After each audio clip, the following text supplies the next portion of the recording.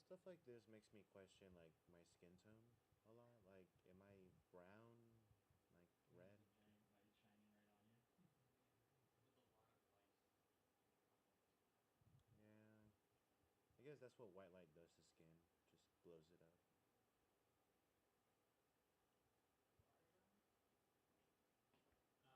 Around here. Somewhere. Somewhere. I don't know exactly where, but let me describe. I want to ask you one question because I didn't clear it. I don't know if I need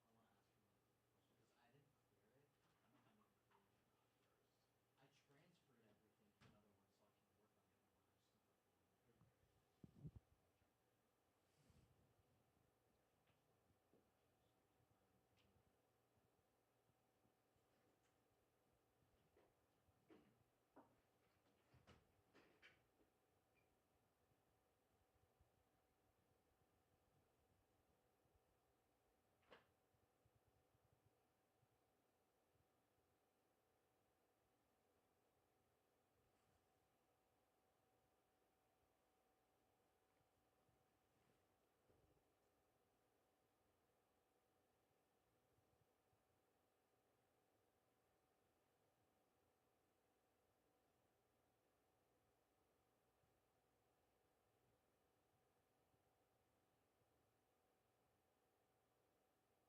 clear it or not first. I transferred everything to another one so I can work on the other one. I just don't know if you want me to clear it. I'll jump in. Mark my words, Caroline Levitt is going to be the first one to use her white tears in order to get out of being indicted for treason. Okay? She's going to be like, oh my gosh, this is not, I didn't say that. You don't know how much stress I was under, and he held me hostage, and I had no choice but to go along with this and that. Because after Trump passes away, what are they going to have? And she's going to be the first one to use her white tears. She's going to probably get pregnant so that she can garner like I mean, what? This thing has like 2 terabytes on it. Like, I could delete one. I mean, I just can plug it in and see how it should go. So I can. Do you know when this starts? I know I'm out at 6:30, which is like Mm-hmm. less than 40 minutes. Well, thank you.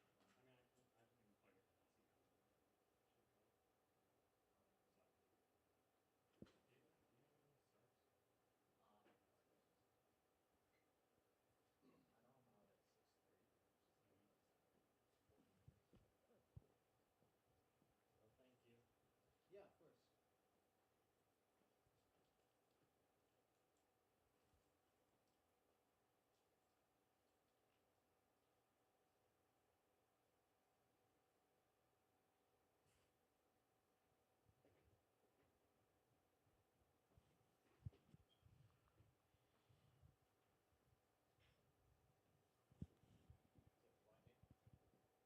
I got used to it. Got used to it. Yeah, I can't see at all I anymore. mean, when you're having a hat on, it's so much. Like, it's fine.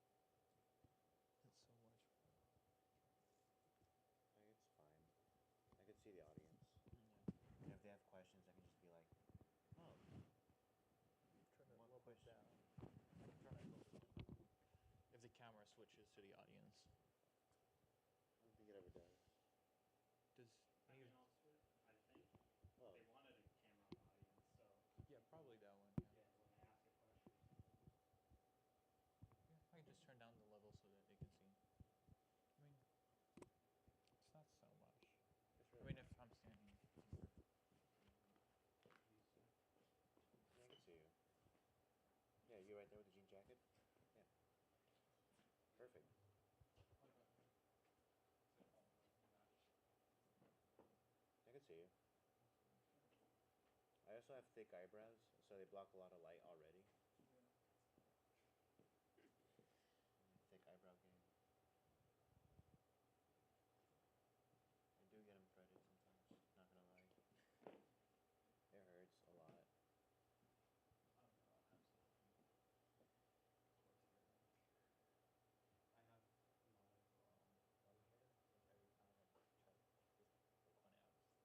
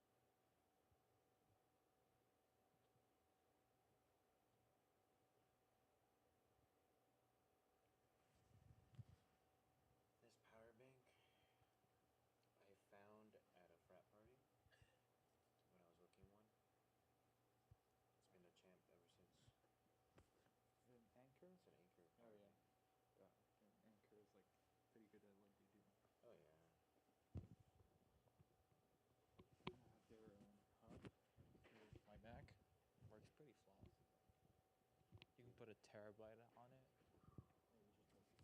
Yeah, you should check it. It's really good. It's really good. Because you have a lot of, I don't know why Macs you just only have two USB-C ports and that's it. Yeah. I like to at least have them. My MacBook has 4 USB-C Thunderbolts. Oh, nice. So the Pro, of course. Yeah. No, I think even the M4 Pro only has two. Two? I think so, yeah. Hmm.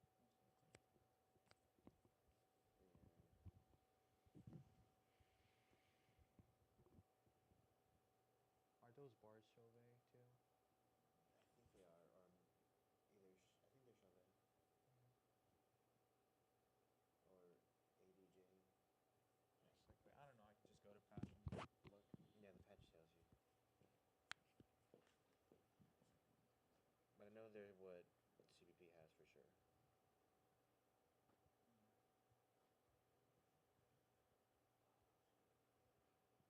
I'm sure you met John. The shop dude. No. No, wow. I mean, he came to give a talk in Bernardo's class, but I didn't talk to him like in person. I was wearing a Kinetic shirt that day. You were? Yeah, and he just pointed me out. I was like, I worked at Chops, like that guy all the way in the back. You were that guy? Yeah. Because I Aw. work with Kinetic. You do? Yeah. I mean, both owners graduated from my high school. Oh, wow. They went to USC and then they opened up Kinetic. That's really cool. A lot of my production companies, they rent from Kinetic, Yeah. especially the cable. They definitely made a name for themselves. Oh, yeah.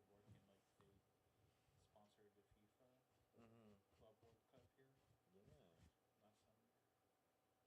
They've worked with like some pretty big designers that I know.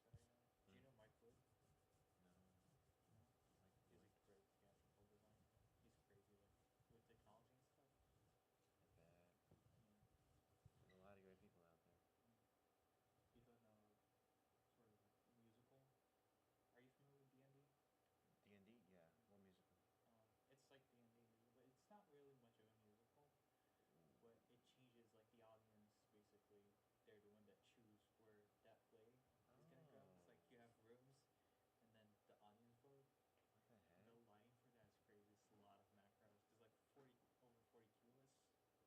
Ridiculous. Yeah. The different scenarios that Yeah, happen. exactly, What different the heck? scenarios. That's insane. I know.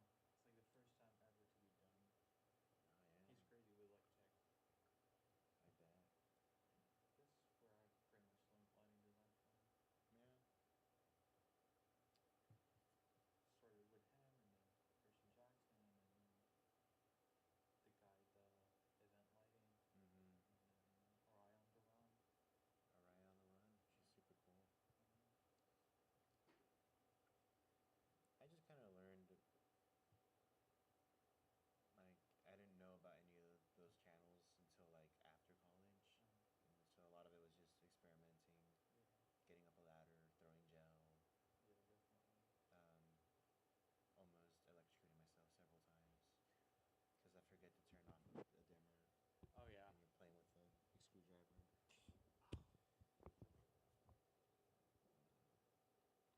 But it's through those experiences where you're like, oh, Yeah. that's how you do that. Exactly.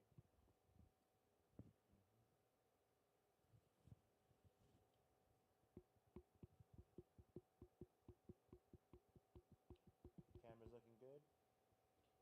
Yeah. They need the light meter.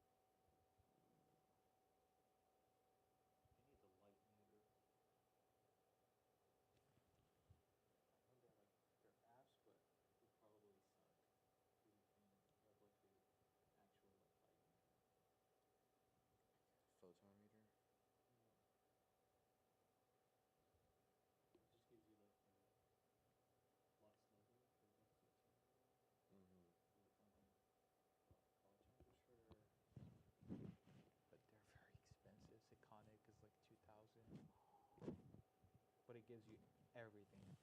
It's mostly for photography and filmmaking. But pretty much all gaffers have it. Oh yeah. Can I have one of you guys sit in the like in the front row? Just to see how the camera.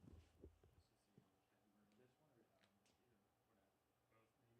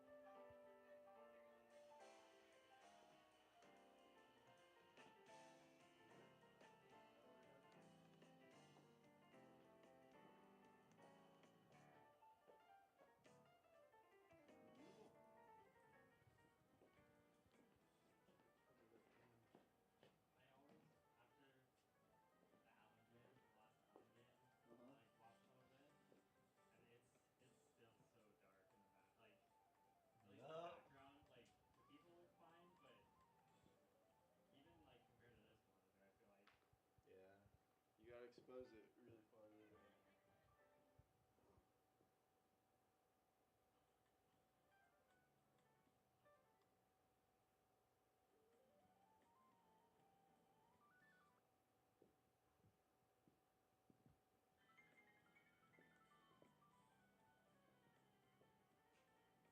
Oh, it's Jam Jam.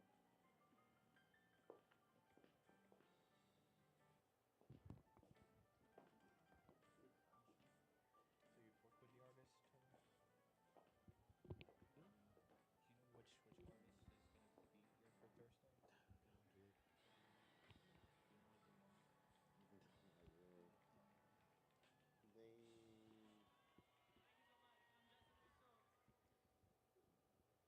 They last time they were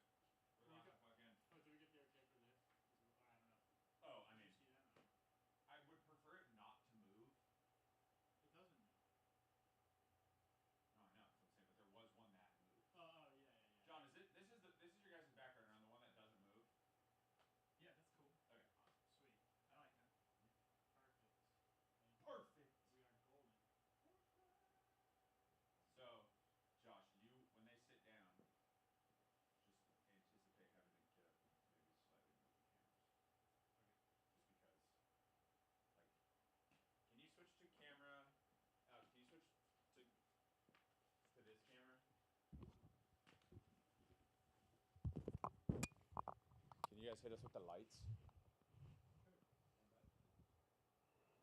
Wow.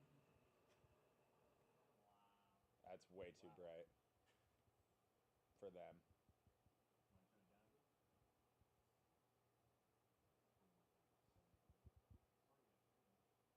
Want to turn it down a bit?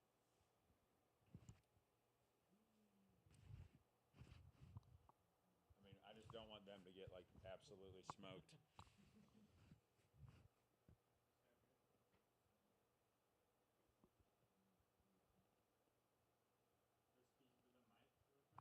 Check 1 2. Check 1 2. All right, so that's off. Sorry, that was a bad joke.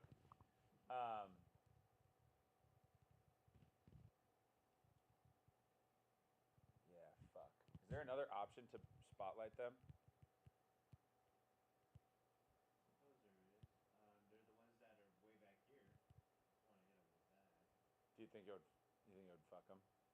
Probably. Because it's way too steep. Pretty steep, yeah. You want to try again?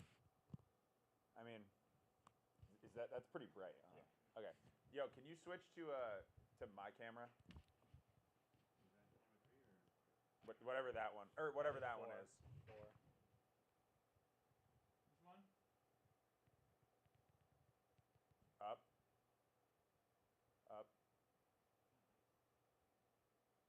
I mean, really, they'll be like this. Like, turn your chair a little bit. Like, I feel like they might even be farther away from each other. Because, like, I don't want them to sit down and then, like, move their shit, and then you have to go run and do all that. Damn, that shit looks mad crispy, though. Good job.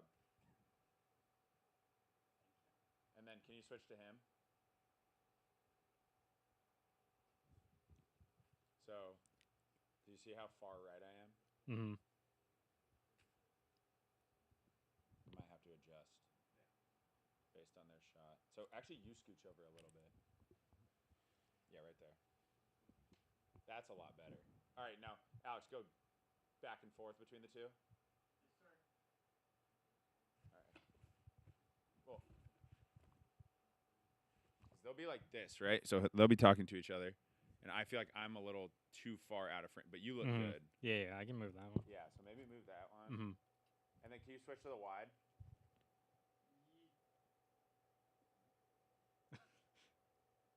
That seems kind of far apart, but. Well.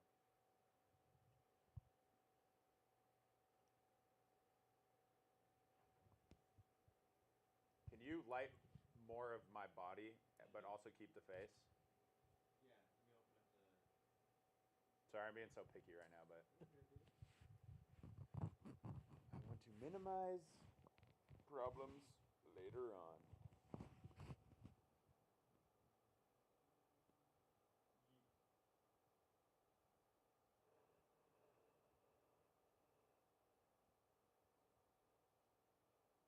So what I did there just opened up the beam a little bit better. It catches you a little better as well, and you're still lit in the face. This zone is like, because if I'm back here, like, you know, they're gonna be moving a fuck ton, like, they're gonna be fucking. I got you. Oh, I just forgot that we're on. We're on in the lobby right now. All right, let's just we'll just call it. This is good. Yeah. So yeah, just move that camera and then we should. And, Record. well, and then for It's easier on the eyes as well.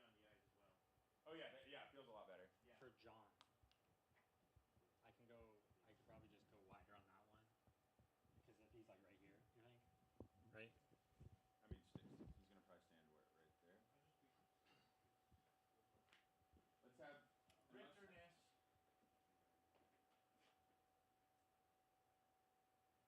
What are you doing? All right. Like I can start it like this. Well, because these need to be ready to go. On. Yeah, and then go closer.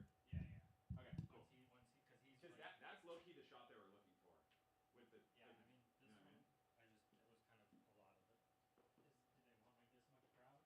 Maybe a little less, but that's probably good. There's absolutely cool. Hell yeah. Thanks, guys. Wait, so I'm for gonna go out there and just get back. you want these on right now, Jacob? These wireless? I just want it to be as easy for them to just come in here and not have to do anything. All right.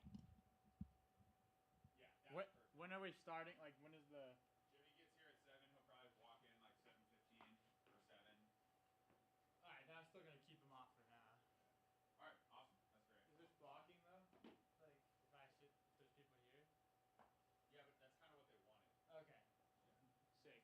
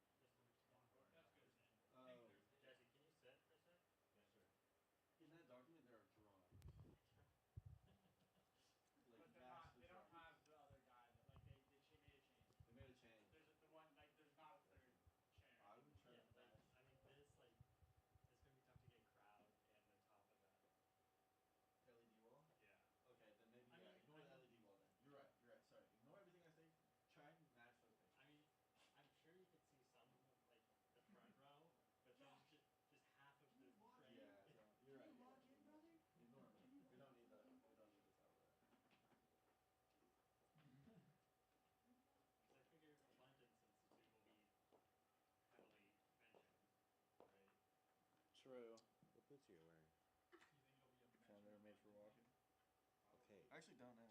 You don't know what they are? Are they area? I know they're not area because aren't area they have like the No. symbol. No, not all of them do. They might be Ariat then. I don't think that. I think Ariats fit weird. I always wanted to be an Ariat guy, but Ariats Let me just see don't the fit sole. me. Loretto. The bottom? Oh, you see them. Let me see the sole on the bottom. Oof. I got them from Factory Outlet in Kentucky. In Kentucky. I know how to condition boots if you want them conditioned. What does that mean? Like, They make them look good again? yeah. It's up to you. Yeah. I don't really do much. I don't know. I don't have anybody. One, I don't have anybody to impress. Oh, buddy. Two, I just wear these things around the damn studio. I'm fake. Wow, we look good. My posture's bad. Yeah, I give up on that. So what are you doing on Jam Jam? You couldn't make it. You hanging with the missus? No, I have work until 5, and that's call time, ain't it? I'm not sure when call time is. It's 5. It's 5. Oh, because I texted it to you. It was 5. Yeah, you did. Shoot. Who next one? We're gonna have Youngblood do instead. Is Gunnan coming this DJ. time? No, but Greg Spiro is. Give him the rundown of like what's his strat. You think we'll stay afloat? Right. He's a wizard. Wizard. Yeah. I don't know if you know, but he's going to the same college that I went to. I heard you guys talking about that. Yeah. Yeah, so we have another. A New Jersey. Nah, we don't have a New Jersey. No one's a New Jersey. I'll take the compliment. Love. Yeah, man. I guess anytime you want to schedule yourself for an hour to come in, fix that light, feel free. Why? What? An hour is a bit like. Not worth it to come. To come out here. Nah. Well, figure out some more problems and then make it a day. Yeah. But we got the list started. Is that bar? Of course, and any consultation that y'all want, I can bill y'all for that too if y'all need it. Something, man. Well, I'm definitely want you to come in and do stuff, and I know Greg does too. Where do you live again? Glendora. Pandora? Glendora. Where's that? Exactly. So I live in David Dorville, Linda. it's a little east like that, out that way. Oh, really? Yeah. It doesn't take me long to get here though. Especially now that the new station near my house opened. Like it's a 2-minute walk essentially, and I just hop on a train to get here. You train here? When I can, yeah. Shoot. Yeah, gas is expensive. Damn, trains. I just don't know enough about them. Not a big public transportation. Hello. It's this. I was talking to it earlier and nothing was happening, so I gave up. We are now going live here on KNFW station C7. Awesome. It's not working. What if you just turn on phantom power on every channel and then unplug everything with the max? What have you been up to though, man? It's been a while since I've seen you. All the way faders, every single fader up, and then you unplug all. I'm here like every day, man. But I don't do much else. Time and you get it. What if I just No, it's not. It's 6 probably. What are you doing on your off time? Catch up, laundry. I got a pet rabbit. Yo, rabbit. Got a girlfriend. What's her name? What's her Jit. Jit. Jit. Type shit. Okay. I don't know. It's really not much time out of here, if I'm being honest. I don't really have hobbies or This is your much more than a hobby. I wish I was a hobby. No, I'm sorry. I don't mean to make it sound like that. The tone you gave me there was concerning. Yeah, you should just turn off this board right now with all the. How's the new job? How are the kids? The kids? I don't have kids. Not that I know of, at least. I thought you were teaching. Oh, the kid. That Kids. Sorry, those kids. I want to thank you very much. Mr. Robert, Yes. how'd you get here? Welcome. By car? Looking dapper today, man. All right, thank you. I want to thank you for making sure also I had the invitation. You're not recording, right? No, we haven't started yet. Doing a pre-rehearsal. We're just sitting up here, honestly. Yeah. Doing sound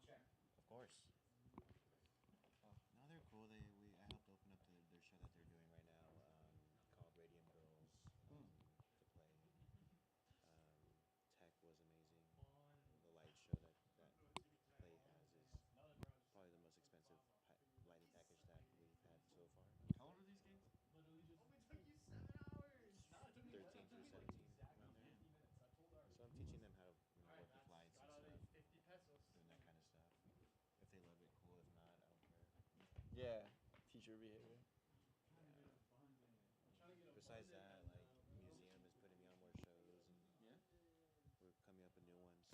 Everything's going over Jesse, man. Yeah, and and I have another show that I'm opening up later in November that I need to freaking get on top of. What do you mean? For what? Oh, it's a different design that I'm doing. So I just did a play earlier. It opened last week, so that's done. I have another show, same school, but it opens in November, so I have to like, it's Shrek if you're wondering. I wasn't, but I should have been. It's okay, you don't have to know. But that'll be like my like number one stressor for the rest of this month in November. But once that's done, I'm with that. Hello, hello. Miles? Everybody's working hard. I just finished working hard. I just got those files Good sent off. man. I'm hardly working. If you're bored, you should never be bored. I'm not bored. I'm not bored at all. Actually, I'm wildly entertained right now. Well, I mean, there's the Dante thing. If you ever want to get Dante here. I could go. I could actually. Yeah, for sure. What is this? What are you showing me? Bro, we were cooking up. Oh, you guys. We were cooking up. He did tell me about that. Who's this? Him? This is Miles. This is like one take. Yeah, it was just like one take. We're like,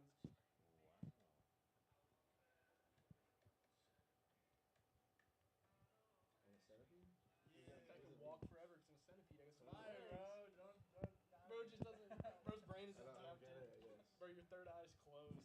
It's giving David Auber. It's giving Charles King Or Yo, that's cool fire. or, It's cool. It's cool vibe. Gorillas. That's all I got. Yeah, it's just cool little vibe. Where's your bar? I haven't made a bar yet. Yeah. I mean, you made the Yeah. beat though, bro. I made the beat though. Quick. That's a good one. It's Miles' song, really. Yeah, we were trying to. It's his artist project. Aww. I'm producing. Yeah, we got. I had to get the dream team. Wish y'all luck. Yeah, that shit's going viral. It is going viral. Stay on the lookout, bro. Yeah, out the trenches with that one. Yeah. You gotta do Do you actually think the Dante thing should be my next mission? That should be what I'm on. Yeah. It's not super important, but like we're not gonna. We need to have it done by tomorrow night. We don't, but like But until that it'd be document super cool if finishes, we won't have Dante. Makes like sense. yeah. I mean, we might not even after as well, I but know. like Okay, Wait, yeah. that is the next step. This studio doesn't have Dante, huh? Exactly. Y'all want to have it by tomorrow? No. We're just doing the price breakdown. Oh. I was To integrate that stuff in here. Except when you open it on the phone, it looks whack. Like, oh, my Yeah. arrows are all over the place. But on the computer. Bro, you gotta refund that. Might as well get What are you Crestron doing here right too. now? Literally nothing. I just walked in here. I just finished that. I uploaded, sent that email, and walked right in here. That was all I did. Back in Centipede. If you perchance back in the For chance, I might be able to. thank you. And then you can do And then, whatever. then I can. Then you can pull with your mixtape. Original culture, trust the process. Hold on, this pink. Hard work pays off. I know. I noticed that too. It's kind of a weird placement. You put on the side. Ash, dog. Just put it on top. Video's good though. Did we turn that off on purpose? What? The TV? No. I didn't know if that was the choice or not to turn it off. Dante. Dante. I barely know her. Who did that? Ashley, I'm gonna need you to install Dante. Ash, I'm gonna need you to Ash the video. Ash the video director. I'm gonna need you to install Dante by tomorrow. Please. Studio. Say please. Please and thank you. Thank you very little. Andre, get back to work. Andre. Andre. Bro is just on the clock. I just know that I walked that way. And it was black, and I almost just. Bro is regretting his decision to pull on. How is it out there? Is it awkward? How is it being a guest? Genuinely. It's not as good as I thought. Like that. No, yeah, I would never want to be a guest here. If I'm being honest. I mean, Dude, you're on stream. Yeah, bro, this is live, bro. You're live on stream. I'm just not social enough to be like out there.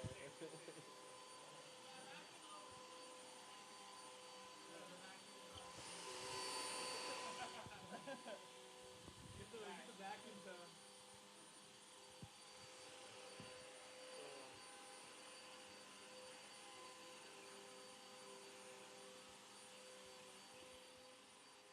It needs a snap with reverb. You know what I mean? I think it needs a flanger. Like no, like on every like on the beat. Oh, you think? Snap with reverb. Like a long. Like every like on every fourth hit. Yeah. You know like long free to let. Yeah. You need one of those. Yo, that's called Corey.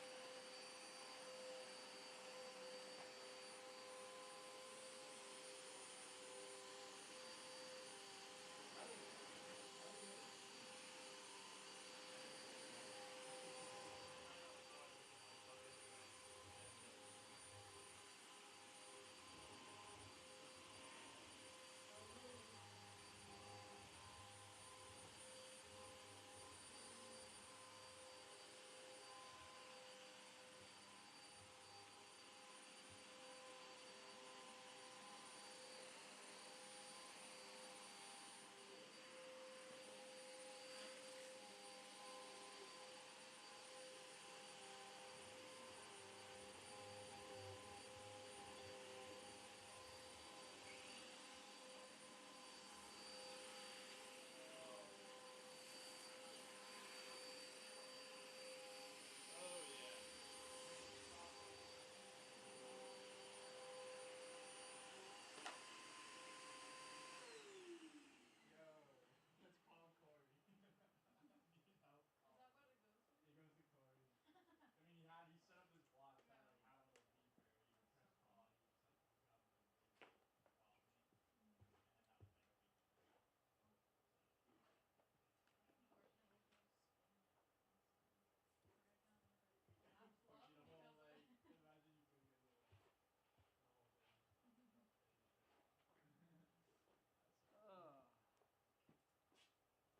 Sick. Look at that. This is fun, man. Miles, I can't believe you're on this panel tonight. I know, guys. This is so lit. What are you gonna talk about? We're gonna talk about Life of a centipede. life of a centipede. We're gonna talk about making centipede videos with Sora AI. It's gonna be very intuitive.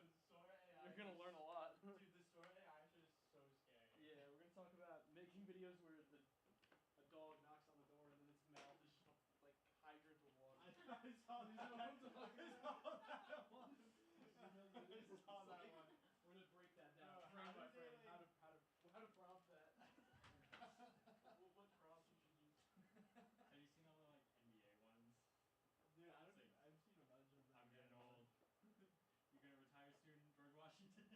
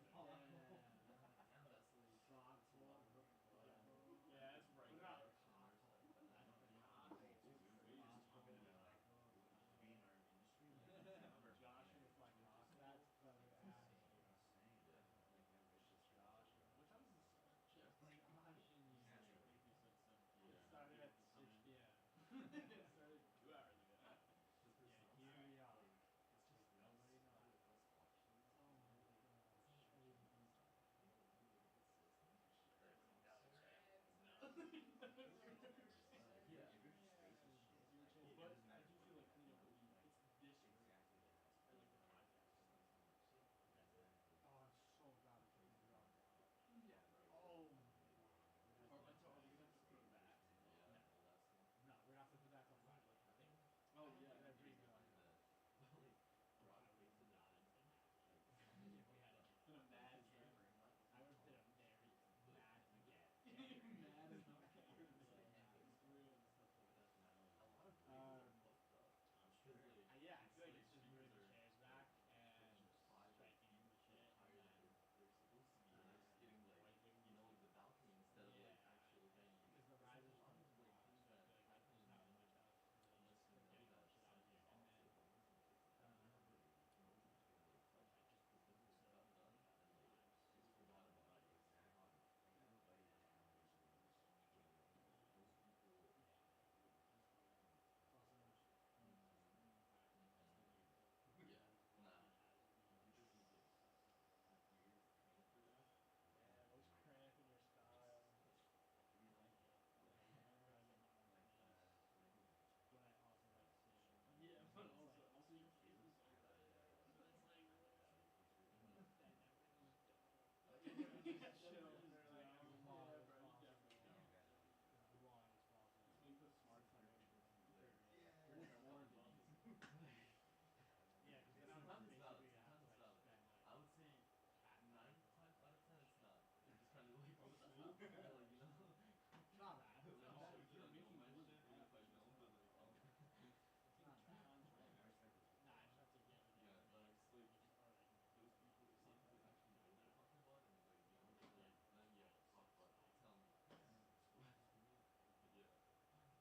No, there's And one also guy, I'm so like, he close has, to like, yeah, it's like Yeah, but it's just so he's, like, confusing. taught, like, I don't know, so once he went there, he was, like, experienced, like, working with, like, someone has, like, their own, like, studio, and, like, somebody, like, wanted to, like, have, like, yeah, like, talk nice to her and all that stuff. And so he came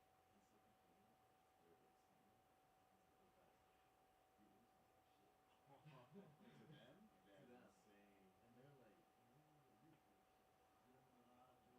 Because they have, like, high-powered guys and stuff like that. And then, a couple months later, they put Jack in the real one. You were right, you know, can you come and fix, you know, like, whatever you hurt, like, That is insane. that, like, I can't believe I put up That kid- 210 that's fucking games. oh, yeah. I'm sure. It's like, Then like the bracket mix. mm-hmm, mm-hmm. Yeah, like, if you know your stuff to that point, like, you can probably take it to trial. That Like, has to I be can around. really see this sounding like shit. That is Bro, 200. Yeah. Like, like that's averaging 21 per player, including defense team. Yeah. Bro, there's some leagues out here where you get a bonus No, for but that's 200 like, points. I would say that's like the most I should get like popular $1,000 stuff. bucks. Yeah. No, they have like cash bonuses or something. I know. 200 points. We should do that. Listen We to should do that right now. Have it kick in first week. ESPN shouldn't pay me. ESPN should pay me. How the reflection stuff hits them, you have to like really go for it. Like Number ear-wise. three. Yeah. It's like, what kind of machine is that? nope. Except Yeah, fuck so this like stuff. I respect that, I like don't you know that stuff, like, you know. We're gonna win the league.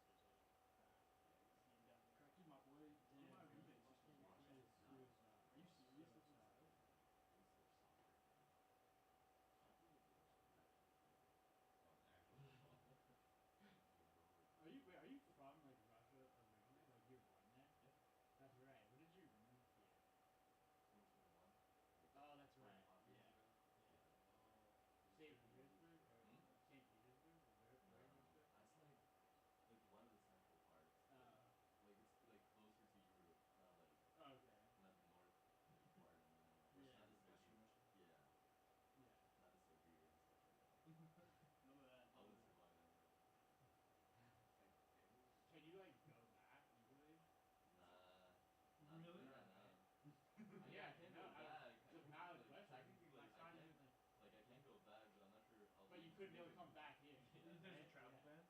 Like, No, it's. I mean, it's just like sucks. Like overall. Yeah. What, they just say it's sus if you go to Russia? No, it fully is, bro. Like, yeah, I mean, Putin yeah. was like not trying to run that. Like, he's Yeah, trying to like Putin he was- doesn't want people to be in like the U.S. Like the full. first, like the first No, yeah, time, that's right. like in 2021, we actually had like direct flights. So like when I took the Yeah. flight, it was like Moscow, like LA. Yeah, yeah. But now, Now they don't I have think it. like 2022 they banned that stuff. Yeah. So now like if you want to go there, like you have to go like to Turkey. Yeah, exactly. Like Istanbul, right? it's like yeah, and then like Istanbul. yeah. Istanbul's a classic. Everywhere on that side of the world, you do Oh, ICE. yeah. Yeah. If you go to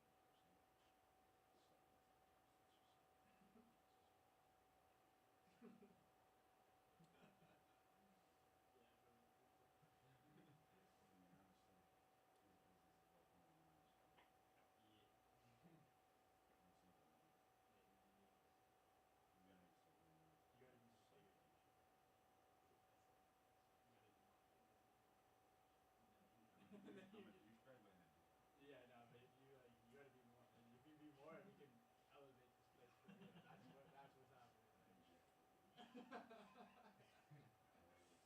It's pretty simple. It's a nice game plan. Yeah, easily correlation, causation, 100%. Like, All right, well, I think we should be ready to go in a second. alright. Yo, final super duper mini quick mic check. Make sure things are happening. Can you hear me? Yep. Sick. Sit in for me. Final mic camera check. It's a little bright in this, John, but whatever.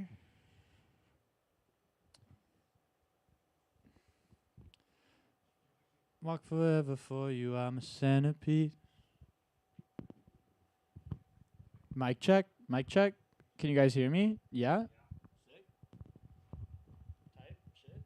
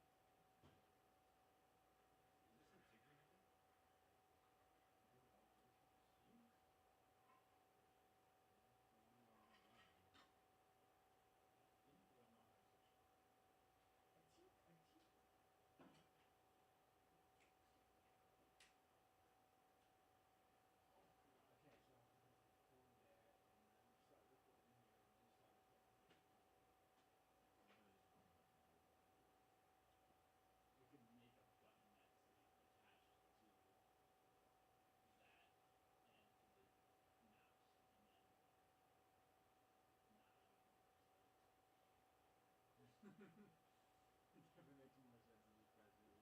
See what happens now. Do you just know how many chairs there are? So you can count? How many are there that you can do quick?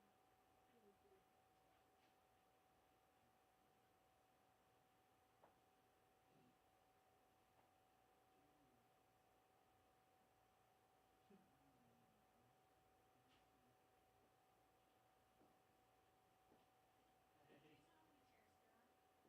I'm just done.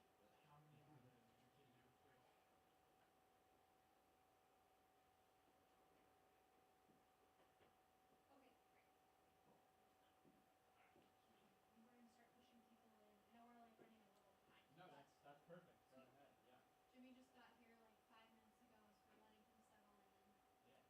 We've got like 35 people out there, so we have enough seating for everybody. Awesome. And this time we're gonna try closing the bar, which I think will hopefully help everyone actually like come in and listen instead of like hang out and chit chat. So Was that an issue last time? yeah, People usually lingering we've out had there? food and we've had the bar open, and so last time we had like seriously 15, 20 people who like didn't even come in and like hang out. Yeah. So this time we didn't do food and we're gonna close the bar. And so I'm hoping that like I'm okay with that. yeah, great. Yes, that's Then there's fine. nothing else to do. Yeah. Even though the space is nice, inviting, we'll like get everybody in. And obviously people are gonna stay behind. Yeah. You want me to make an announcement at the beginning? Like, hey, we want to start our meeting? Yes, yeah, yeah. I'm just waiting to hear from John as soon as like we're ready. As soon as Sweet. everything's on. So yep, cool. Sweet. Well, I'll come and give you some of the heads up or anything. Or No, you we're start good. pushing You can people start in. pushing, yeah, Yeah, Okay. of absolutely. course. Okay. Yeah. Yeah, sweet, awesome. Sweet. Thank you. Cheers. Or should we go sit down and get a camera check first?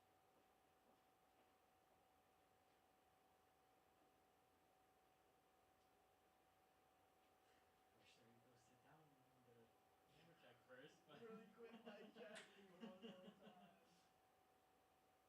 you guys all heard the mic. Imagine it just doesn't work. I'm so sad. I just didn't want to have to adjust once everyone's Really in here. quick last mic check just to make sure. Yeah. Hold on, sit. Hello.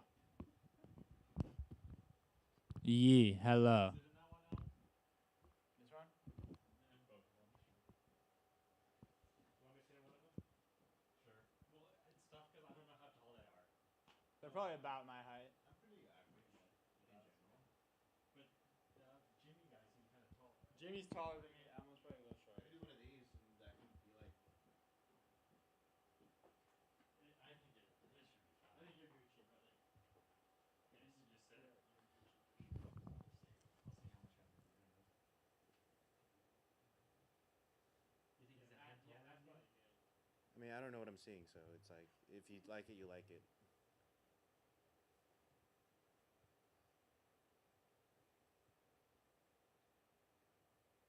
It's annoying because this tripod is like, it'll sink down a little bit too. You have to overcompensate, huh?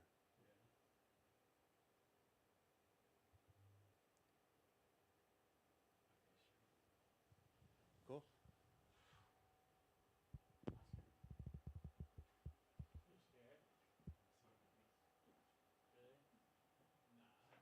It's just, it's weird I whenever like, am.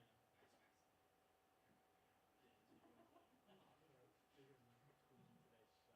and then there was another one where I was like, we just want to make sure it's like really good for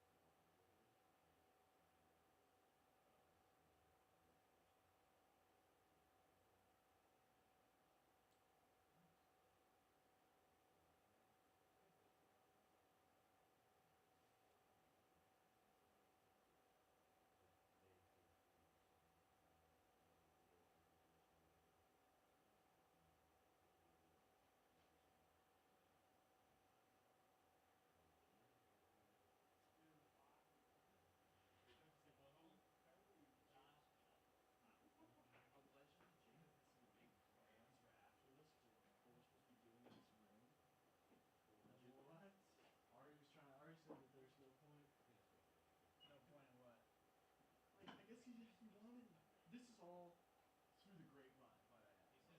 He says That he wanted to do some setup in this room tonight. Like what? Well, I don't know.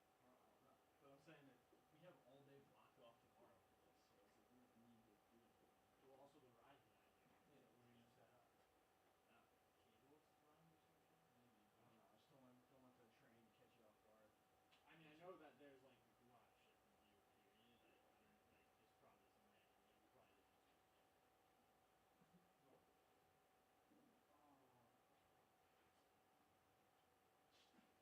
There's probably some random. Like we probably just need to get there. Well. So what are we gonna do tonight after this? Like, what do we need to do in here? Burn. Are we gonna set Burn. Yeah, Like are we real. gonna set like what needs to be other than just taking all the shit out? Like we can't really do much about the risers, right? Or what? I mean, we gotta get everything set for the risers, and What does that clear, mean? like cables, like try to do as much as we can, and then drum, couches. There's a bunch of shit. Move all that shit back there. Oh yeah, yeah. The couches. Get the cameras out of here. Make it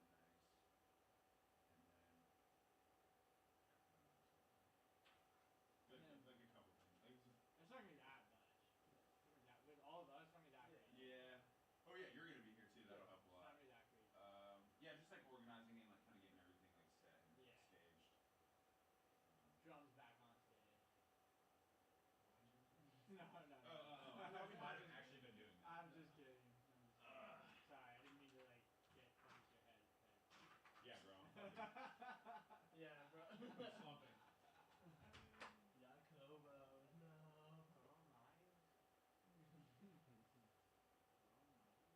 Yo, should I that dude turn off the mic? You can just turn it back on. Yeah, but it would make a fat pop. Oh, yeah, it would definitely would. You would be like, Yeah. I Definitely. have done that once. Actually? Yes. And then Corey heard it from the office, and we like walked out, and he was like, "What was that?"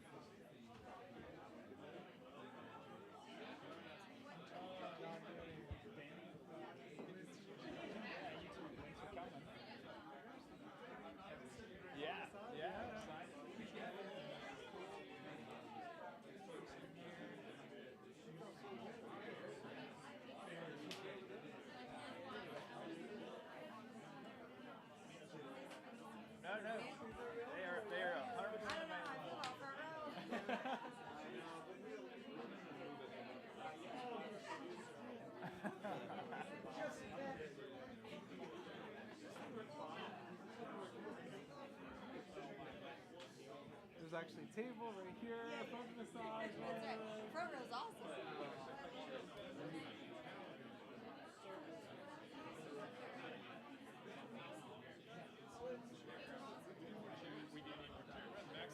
There's a seat here.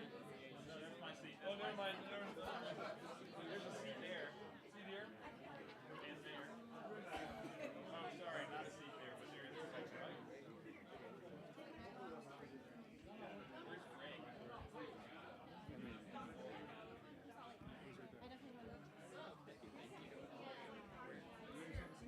Greg? Front row seat. Must know someone.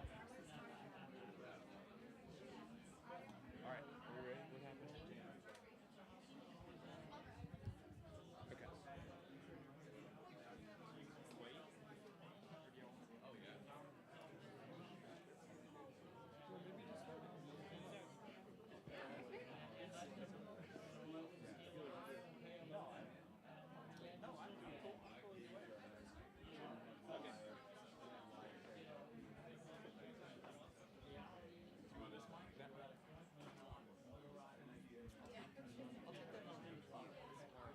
Unless, do you want to talk together? Unless you want to say, I don't know, what do you think? Well, not like that. Awkward. No, you can do it.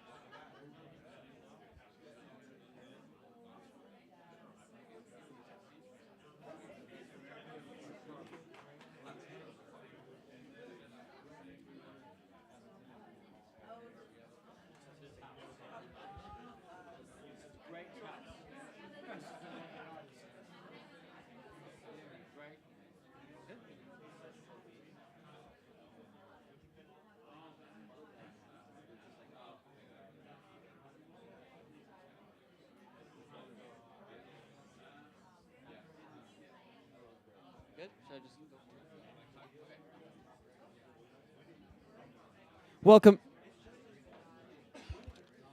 Welcome to the Recording Club, everybody. You can do it better than that. Come on, come on. Welcome to the Recording Club, everybody. That's what I'm talking about.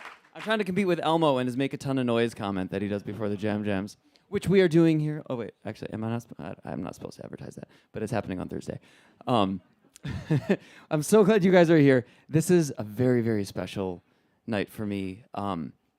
As many of you know, because we have many members here, this is a private membership club for artists where you can come and do all of your creative works and be part of a really awesome community and have the balance of health and wellness and socialization and our obsessing over our works. I've been lucky enough to have some of the most amazing people through this space so far, and some like massive cultural events as we're in this time period of massive cultural shift.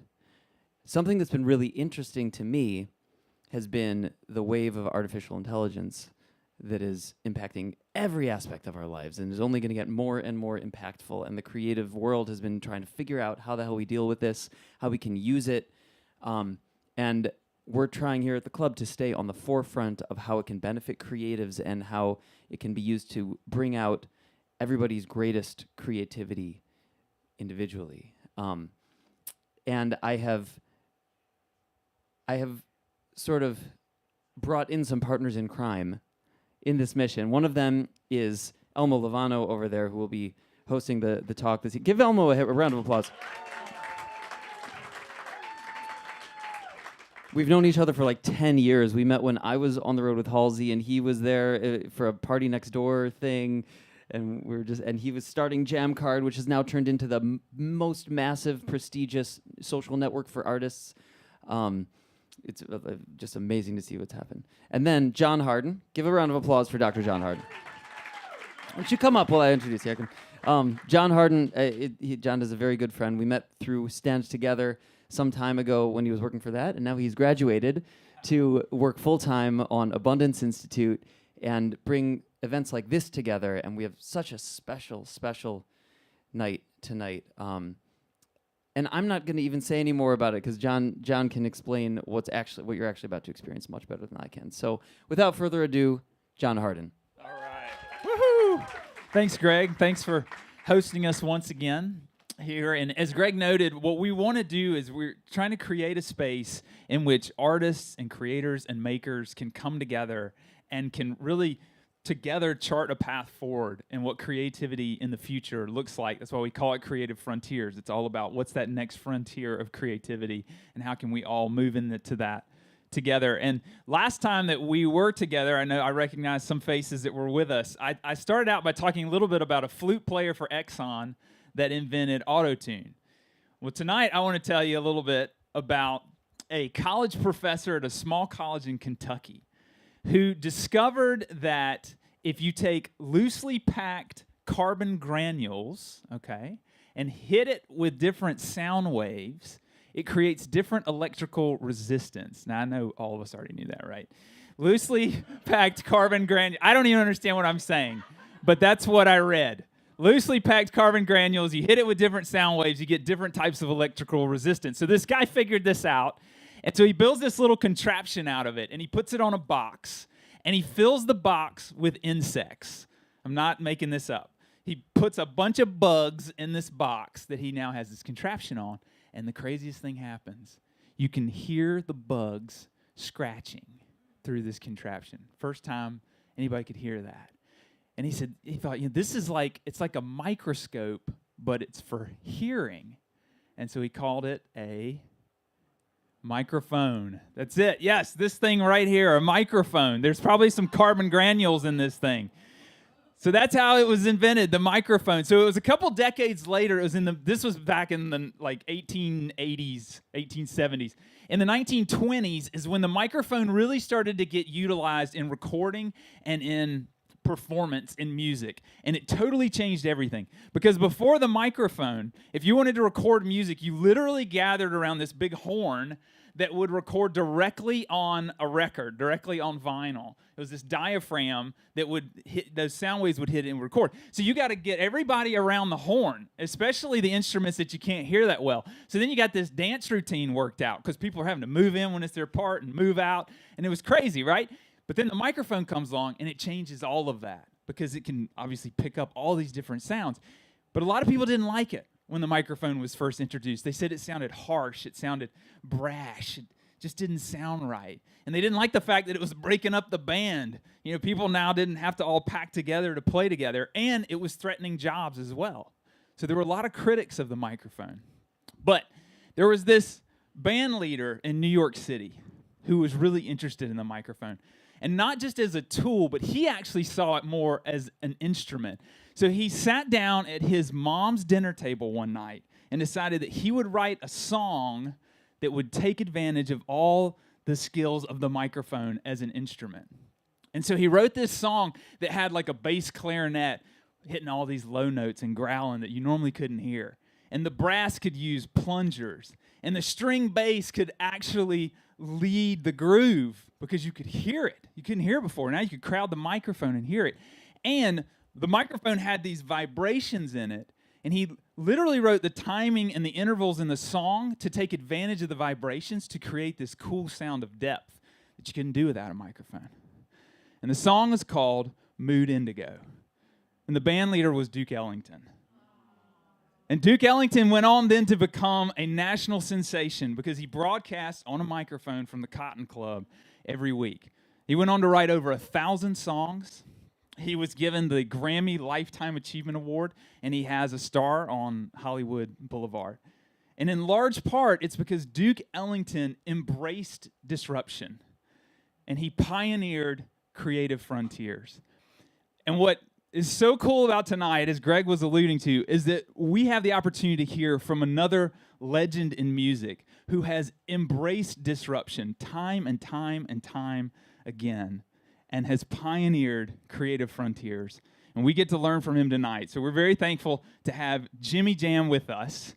Jimmy Jam is a 5-time Grammy Award winner. He's got more than 40 top 10 hits, and he has the most #1 Billboard hits of any writing producing duo in history.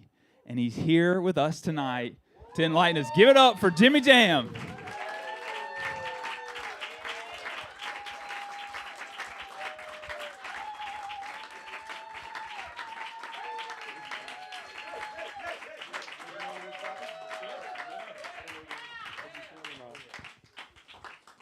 Thank you and good night. I can't top that. So. Well, I think it's my job too, unfortunately. Yeah. Give it up for John. John does an amazing job. Yeah. We love making history cool since 1981. I don't know when you were born, but what's up, everybody? Good to see you. How's everyone feeling? Great. Jimmy Jam, good to see you, man. Good to see you too, Always. Man. I love those kicks, brother. Thanks, bro. You got that going on. I wore a blazer for you. It is the first day of the NBA, by the way. Like, you know, I went to the preseason game. I went to Lakers and Golden State. Okay. And none of the star players played, and it was super boring. Oh, really? Yeah. Oh. Well, go Dodgers, though. Come on. Yeah, Dodgers, yeah. Let's get it. I'm with that. I'm with that. Well, great to see you, man. Jimmy Jam, we've been friends for a few years now. Oh, I cherish our friendship. Jimmy's a good guy. I mean, we talk about his accolades a lot, but like, Jimmy shows up, man. He'll come to my house for the birthday party. You hung with my grandma. Yeah, that was the best. That was the best. Yeah. Jimmy's a good guy. She's great. She loves you. Yeah. She's like, is Jimmy coming for dinner tonight? I'm like, that was one time, Grandma. That's funny. So, okay, guys. So I'm really excited right now. We have an incredible opportunity to sit here with Jimmy. Over 5 decades, Jimmy's career shows a pattern of embracing new technologies. Drum machines, samplers, analog tape tricks, digital sampling, modern DAWs, but while always keeping the groove human. His productions not only shape pop and R&B, but also mapped the evolution of how music itself gets made. Every major leap, from tape to MIDI to Pro Tools, redefined what it meant to be a producer. Jam never just adapted, he always led the way. And as we sit here today, amid another massive technological shift, we have the rare opportunity to look back through his lens. Because every time a new tool has come along, fear has followed. And every time, artists like Jam have turned that fear into something beautiful, human, and lasting. It's great to see you, man. Great to see you, man. What a great introduction. How about that? Wow. Love that. You know, every day we get to spend together is a good day. So this is a good day, everybody. Okay, so. I agree. Born June 6th, 1959. Correct. Ding. You need like a game show, right? I process in chronological order, like everything. That's why I have these notes, because I'm like, it must make sense. That's okay. Right. So the first hit by Jam and Lewis, Just Be Good to Me by the SOS Band. Yeah. Come on now. Yeah. June 1983. Clear use of the Roland TR-808 drum machine and the Oberheim synth. Absolutely.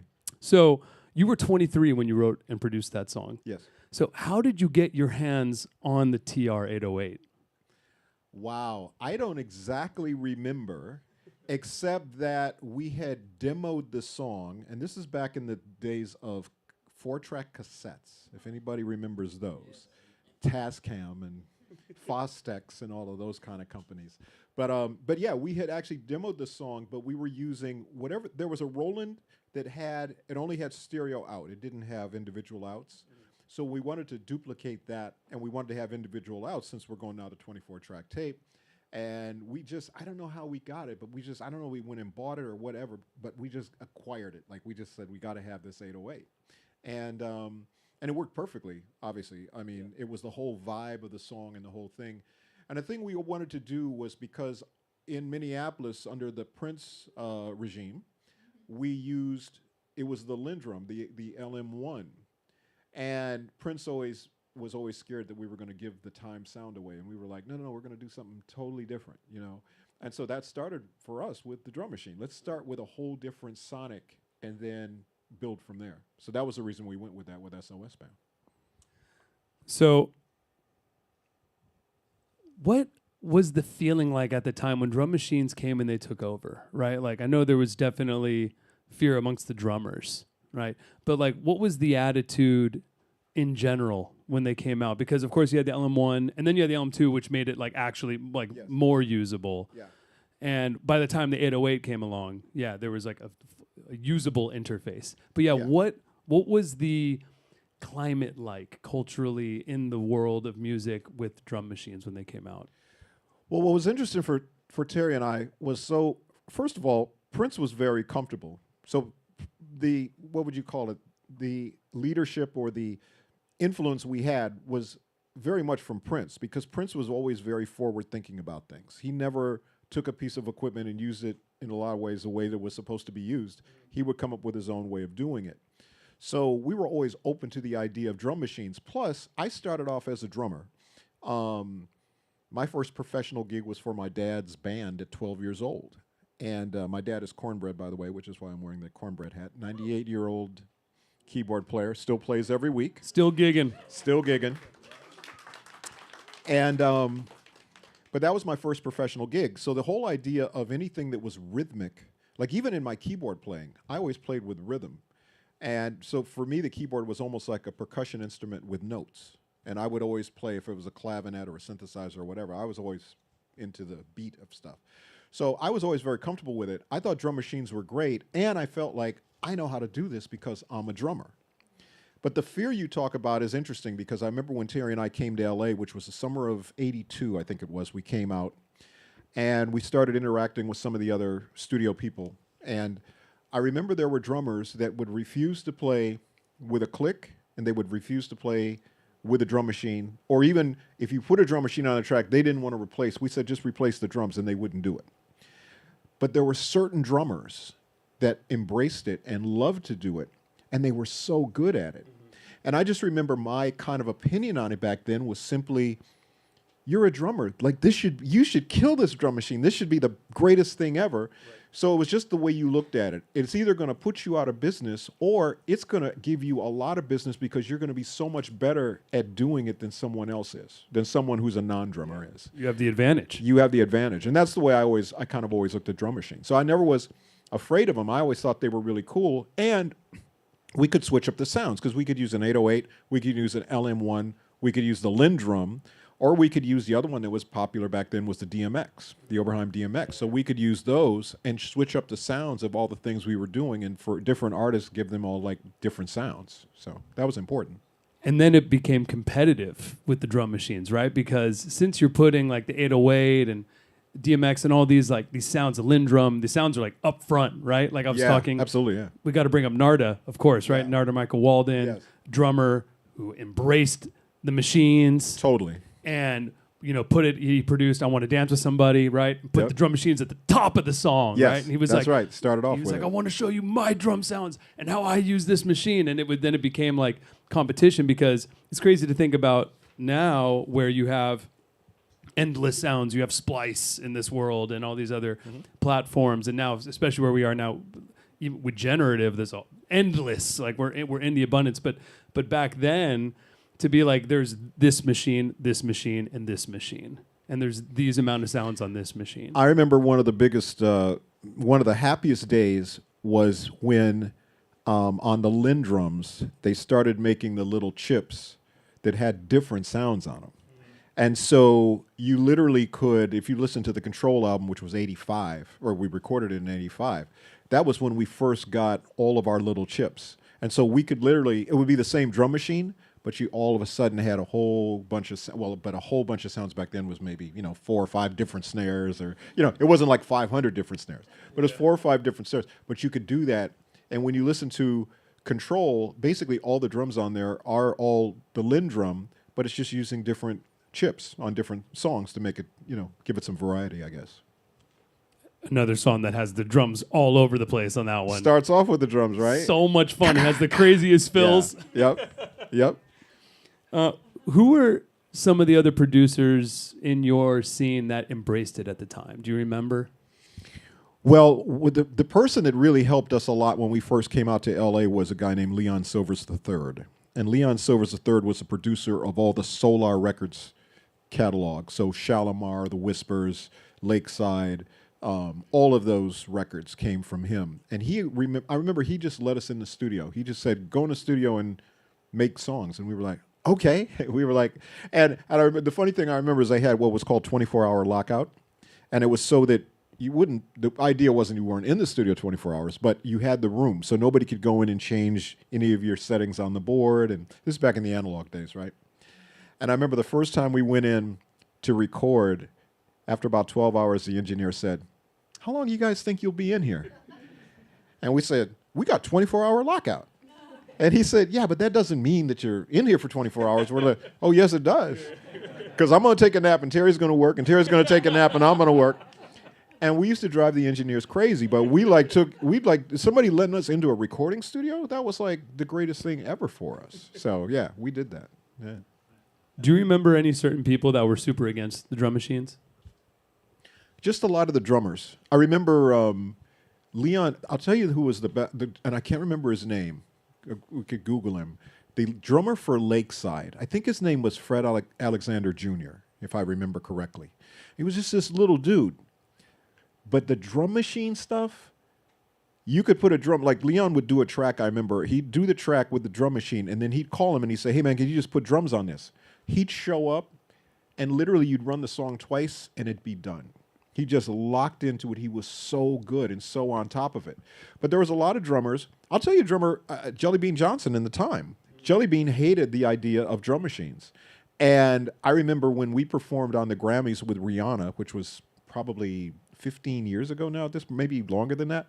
But I remember because it was a mashup of our records with Rihanna's record, Rihanna had a very, steady thing that we had to do. Yeah. And I just remember in the recording of the song, I just put a kick drum in the song really loud, and I said, Bean, don't even worry about it. Just let that kick drum take over when her song starts. And then when we kick into Jungle Love or whatever, then we're good, And we ended up doing it like that. So he put up with it, but he didn't enjoy it. So he was the one that comes to mind that didn't necessarily like the idea of drum machines. So the first drum machine ever invented was the Wurlitzer Sideman in 1959. Is anybody hip to this? It is crazy looking. I wish we had a giant LED wall to put a picture up, but Google it. Google it on your phone. Should have thought of that ahead of time. It's unbelievable. I'm gonna have to look that up. I never knew that. I was gonna say I was Wurlitzer. Yeah, Wurlitzer made it, right? 1959. And it's crazy. You can choose samba, yes. bossa nova, yes. more cymbals, less cymbals. Yes. There's just a few options on it. It's the size of a Leslie. It's huge.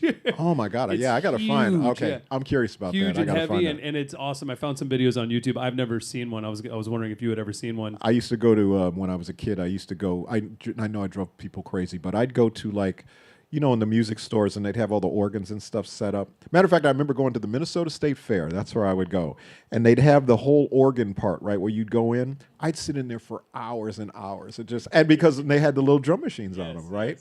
Built into it, yeah. Yeah. I used to sit and play on those all the time. And I know I drove people crazy, but that was my musical training, Because we know the 808 and the Linn drum, but yeah, even the LM1 had a complete different kind of look. Whole different thing. Whole different, not as user friendly. So I was wondering what your first drum machine was. Did you ever use a CR78, which was Roland's first drum machine? Yeah, we had a CR78. We might still have ours actually. Wow. We have I think we still do.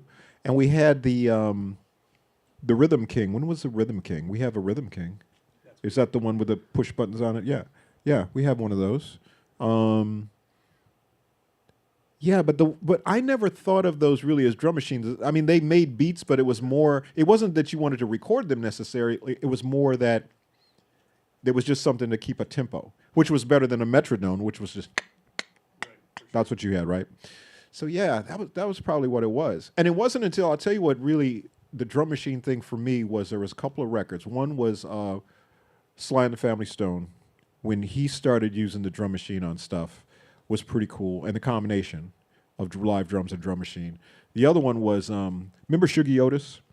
Had that song, what was it called? He had a record called, I think it was called Information, Inspiration, or Inspiration, Information, or something like that. And it's all drum machine stuff. It was on Epic Records probably late 70s, I want to say. But that was so cool when I heard those songs. And that's when it kind of dawned on me, oh, you could actually use those to record. So they were very influential. It's also crazy looking back at the beginning of your career. I mean, really throughout. I mean, coming, it's funny because it was the time, literally, and then it's flight time. Yeah. But really, it's also like the perfect time for you to be alive and creating music, and the wave that the technology wave that you're riding, Yeah. right? Because like, so you use the Oberheim OB8, right? The OB8 comes out in 1983. Right, which is right when you drop that single and Yeah. everything. So you and Prince and the Minneapolis sound and everything is like utilizing these Roland synths and these Oberheims and these drum machines and everything. Although I'll tell you something that's interesting about Minneapolis was that Moog existed, ARP existed, those synthesizers existed. They came out in the 60s. Yeah, but the Oberheim, that was Prince. And I remember we had the Oberheim 4-voice, and that was our first one that we used. And I remember I actually auditioned for Prince's band. I didn't get the job, but I did try. And but I remember walking into the studio, and he had an Oberheim 4-voice sitting up there, and I'm looking at this thing going, what the heck do I do to this? And I'd learned all the songs and stuff, but I had no idea what to do with it. But I just remember that Oberheim came into our lives partly because of Prince, and also just geographically being in Minneapolis. We weren't really following the trends of what everybody else was doing. Like New York had their thing, LA had their thing. I'm sure, Memphis had their thing, and Detroit, and all the kind of music cities. We just were doing whatever was there. We never used the same equipment. Like everybody used Studer machines. We had Otari machines, right? Because they were cheaper, because it was budget based. You could buy a Studer for $100,000, or you could buy a Otari for $20,000. So we'd buy the Otari, right? Our board was everybody had SSL boards.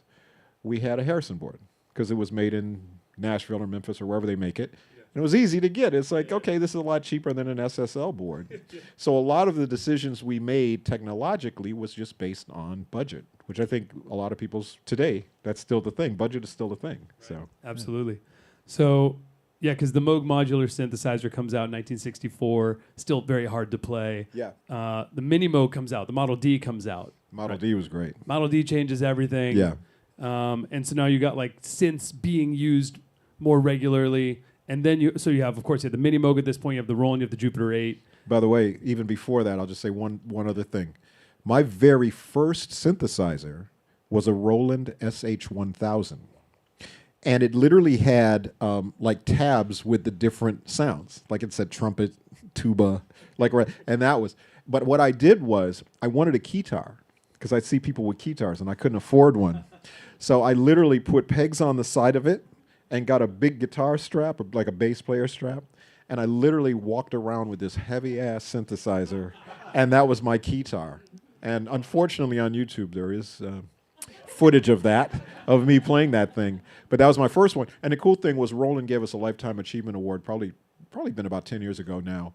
And I actually brought it, and it was all beat up and stuff. But I said, just to show you, we've been with Roland the whole time.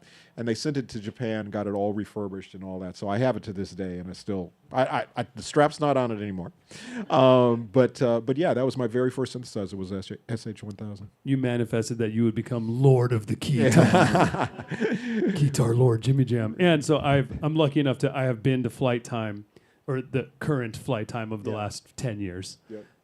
Jimmy has everything. He has all the synths in incredible condition from the 80s, from the 90s, all the drum machines. You show me, like, here's the Lindrum I used on Control. Yeah. He's got everything there. It's unbelievable how it's like the hangar, we call it the Flight Time hangar. Playable museum. Totally. So, all right, so you grow up as a kid, you're with Prince. Prince is obviously getting incredibly good at synths. What did Prince teach you about using synths? That they could be melodic. Because I remember when the synths that we got, and they weren't like fancy synths. I mean, there was a synth I had called a Cat. I can't even remember. I'm trying to find one now, but it's just called a Cat synthesizer. And all it did was make a bunch of racket. Like it wasn't melodic at all.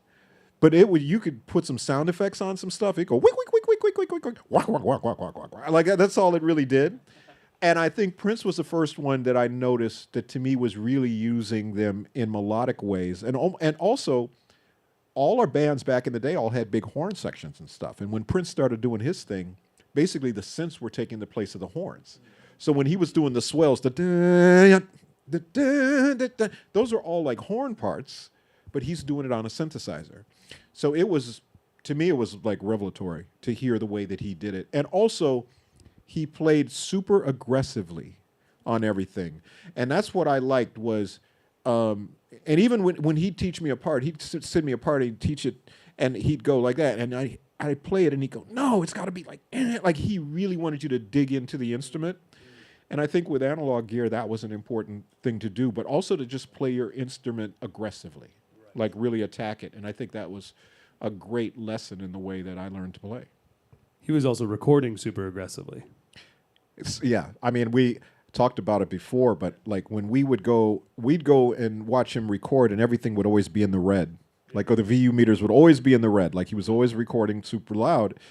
And I remember when we did the Control album, we actually engineered that ourselves because we had an engineer walk out on us. So we said, well, we can do this ourselves. And I remember we recorded everything in the red. And when the engineer came up to mix it, this guy named Steve Hodge, and Steve Hodge we met in L.A. He mixed Just Be Good to Me, as a matter of fact. But we met him in L.A. He came up to Minneapolis. We put the first song on, and I remember he looked at us and he said, who recorded this? And we're like patting ourselves on the back. Yeah, we recorded it ourselves. And he said, it's too loud. We said, oh. We said, oh, but that's the way Prince records. He records with everything in the red. And he said, yeah, but he says, Prince's machine is probably set up where 0 means 0. Your machines are set up at +6. So 0 to you is already plus, so you're crushing the hell out of this. And we said, oh no, can you save it? He said, it'll be fine. He said, but the next record you guys do, I'm going to come up and teach you how to record. And the next record was Human League, Human, which he engineered. So it all worked out great. But yes, that frantic sound that Control has was really the teaching of Prince. And Prince said, distortion fools your ear into thinking something is louder than it really is. So if you hit the tape really loud, really hard, there's a little bit of distortion.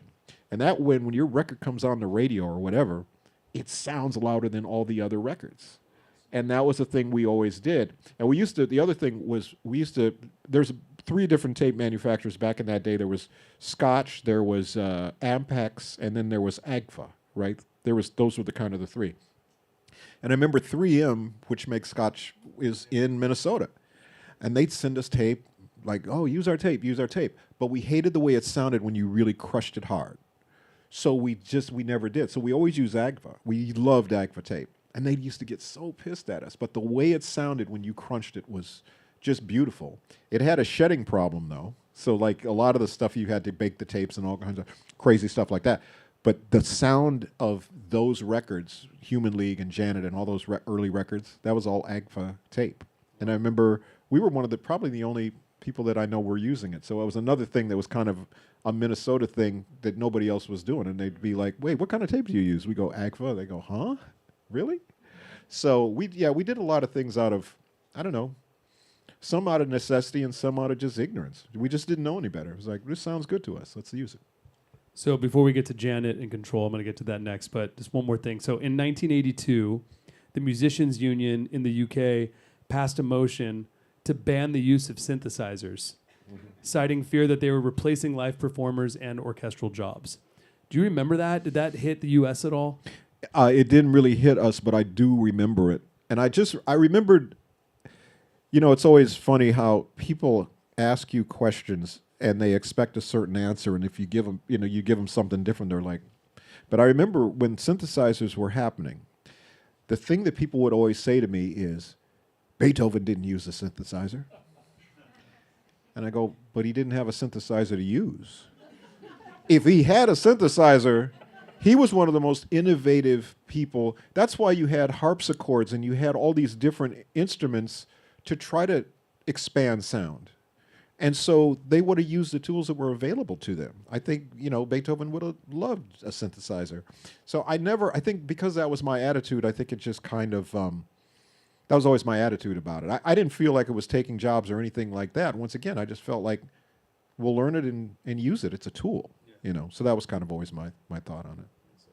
Isn't that kind of crazy to think about, actually? Like synthesizers being illegal. Banned. Being banned. Yep. Like today, fast forward 40 years later or whatever. It's kind of wild. Okay, so 1986, Janet Jackson, Control. Whoa. What were those sessions like with Janet, and how were you producing the keys, the drums, the bass, using the machines, and what was her energy like in the studio and bouncing off of that? Well, her energy was great because a few things about that. So it was funny because we always tried to give everybody a different sound. At least that was always our attempt. And I remember when we had a meeting with Janet and they played her what was the last record we had done right before that was Patty Austin, The Heat of Heat, which was a Quincy Jones production with big lush strings and just, we were being Quincy Jones, like that's what we were trying to do. And I remember her saying, I don't think I want my record to sound like that. And we said, no, your record's not going to sound anything like that. You know, it's going to be a whole different thing. And we didn't know what that was going to be, but we just knew that we had in mind we wanted to make a very aggressive record with her because when she was young, if you look at her like on the talk shows and the variety shows, the Sonny and Cher show, or any of those shows back in the day, she had all this, what I call feisty attitude. It was all this attitude. But then her records were all very kind of like sweet. Right. And we were like, if we can give her tracks and bring that attitude out, that's the thing that I think is going to work. The other thing, so I think we tried to make very aggressive tracks, almost like not thinking of making them for a woman necessarily, because if you think about the women, whether it's Patti LaBelle or Anita Baker, or you think of some of the other records that were out kind of around that time, they were all kind of soft and kind of pretty records. But we were like, no, let's make a record like we're making it for like a rock and roller or a rap artist, or let's make the beats like that, like super hard. And that was kind of the idea with Janet. And she embraced it because I think she had been doing a whole lot of things. She was on the show Fame, so she was acting, she was doing a whole lot of different things. But she had actually decided she wanted to be a singer. Whereas the first two albums she did, it was more her dad saying, you should be a singer, right? So I think we got a different attitude with her, and also bringing her to Minneapolis was great because there was no bodyguards, there was no limo drivers. She had to drive herself. We got her like a Chevy Blazer. She had to drive herself from the hotel, a Thomas Guide. Okay, anybody know that about those? No GPS, guys. Thomas Guide, here's how you get to the hotel to the studio. Here's how you get to the studio to Blockbuster Video. Here's how you get to the sushi place or whatever. So she literally was growing up. She literally was on her own as she's talking about, I'm on my own. You know, I'm calling my own shots, blah, blah, blah. We kind of sat around and talked with her for 4 or 5 days and didn't go to the studio. And she said, when are we going to get started? And we said, we started. And we showed her the opening lyrics to Control. When I was 17, I did what people told me, did what my father said, let my mother mold me. And when she saw the lyrics, she said, well, this is what we've been talking about. And we said, yeah. And she said, so whatever we talk about, that's what we're going to write about. And we said, yeah. She said, oh, well, then I want to write about this and this. And it was like the light bulb went off because nobody had really asked her what she wanted to write about. And I think that was the difference. And yeah, the energy was great. And I remember one of the songs I always remember is Nasty, because when we did Nasty, and Nasty was simply because we got this, once again, because of cost. You know, there was an emulator. There was, I'm trying to think, there was I think a PPG Wave, I think that's what it was called. There was these really expensive synthesizers that we couldn't afford. So when Sonic, this company in Sonic came out with a synthesizer called a Mirage. And when the Mirage came out, we were like, oh my God, this is like $1,200 or whatever it was. We were like, oh yeah, we can afford that. And it had a bunch of floppy disks in it. And one of the floppy disks on it had, and the keyboard was split. And as I'm going through the sounds, this one sound is just like gong, gong on the bottom, and on the top it's like this little fluty thing. And I just said, oh, wow. And I go, boom, boom, dun, dun, dun, dun, dun, dun, dun. And I'm like, oh, okay. Put the drum machine in, I do it. So when I play it, she said, oh, I like that, I like that. And she said, I want to do a song about the Nasty Boys. It's something, something. I was like, okay, cool. This is the song. So we do it, right? So the funny thing is when she goes in and starts singing, now she had a cold for a couple of days, but she goes in and starts singing, and she says, sitting in the movie show. And I'm like, no. Sing it like when you had a cold. And she said, what do you mean, like sitting in the movie? I said, yeah, that's funky. And she was like, oh, I don't know. So anyway, when she was done singing, she left. So I comped the vocal all together and stuff. And when she came back the next day, I played it. And she just kind of went, wow. And that was the moment where the trust was there. Because she knew even if she tried some and it didn't work, we always said to her, if it doesn't work, it's not leaving here. It's going to stay right in the studio. Don't worry about it. But let's go for it. And then that made her then like, oh, well, I can go for it. And even stacking harmonies. I would stack notes right next to each other that sounded very dissonant until you put the other notes around them. And at first she would go, that doesn't sound right, that doesn't sound right. I said, no, trust me, trust me, trust me. And then when she'd walk into the control room and I'd play the blend of the vocals and she'd go, wow. So it was just kind of getting the trust. And once we got the trust, and that was a 6 week, Control was done in 6 weeks. It was a really fast thing. And the last piece of Control is, record's done, we think it's done. John McClain, who's the A&R person at A&M Records, he comes to Minneapolis, and we play him, Control and Nasty and When I Think of You and Funny How Time Flies and Let's Wait a While and Pleasure Principle. We play all these songs. And we think we're done, right? And like all A&R people, he goes, I just need one more. So what are you talking about? He said, I just need one more. We said, forget it. So we started playing him some stuff from our album. We had a jam. We were going to work on a Jam and Lewis album. So we started playing him. About the third track in, he goes, that's the one I need for Janet. Play it for her, and if she likes it, give it to her. I'm like, oh, now we're giving our songs away? I said, okay, cool. So anyway, I remember she comes into the studio. She sits on the couch outside of the control room. She's sitting on a couch.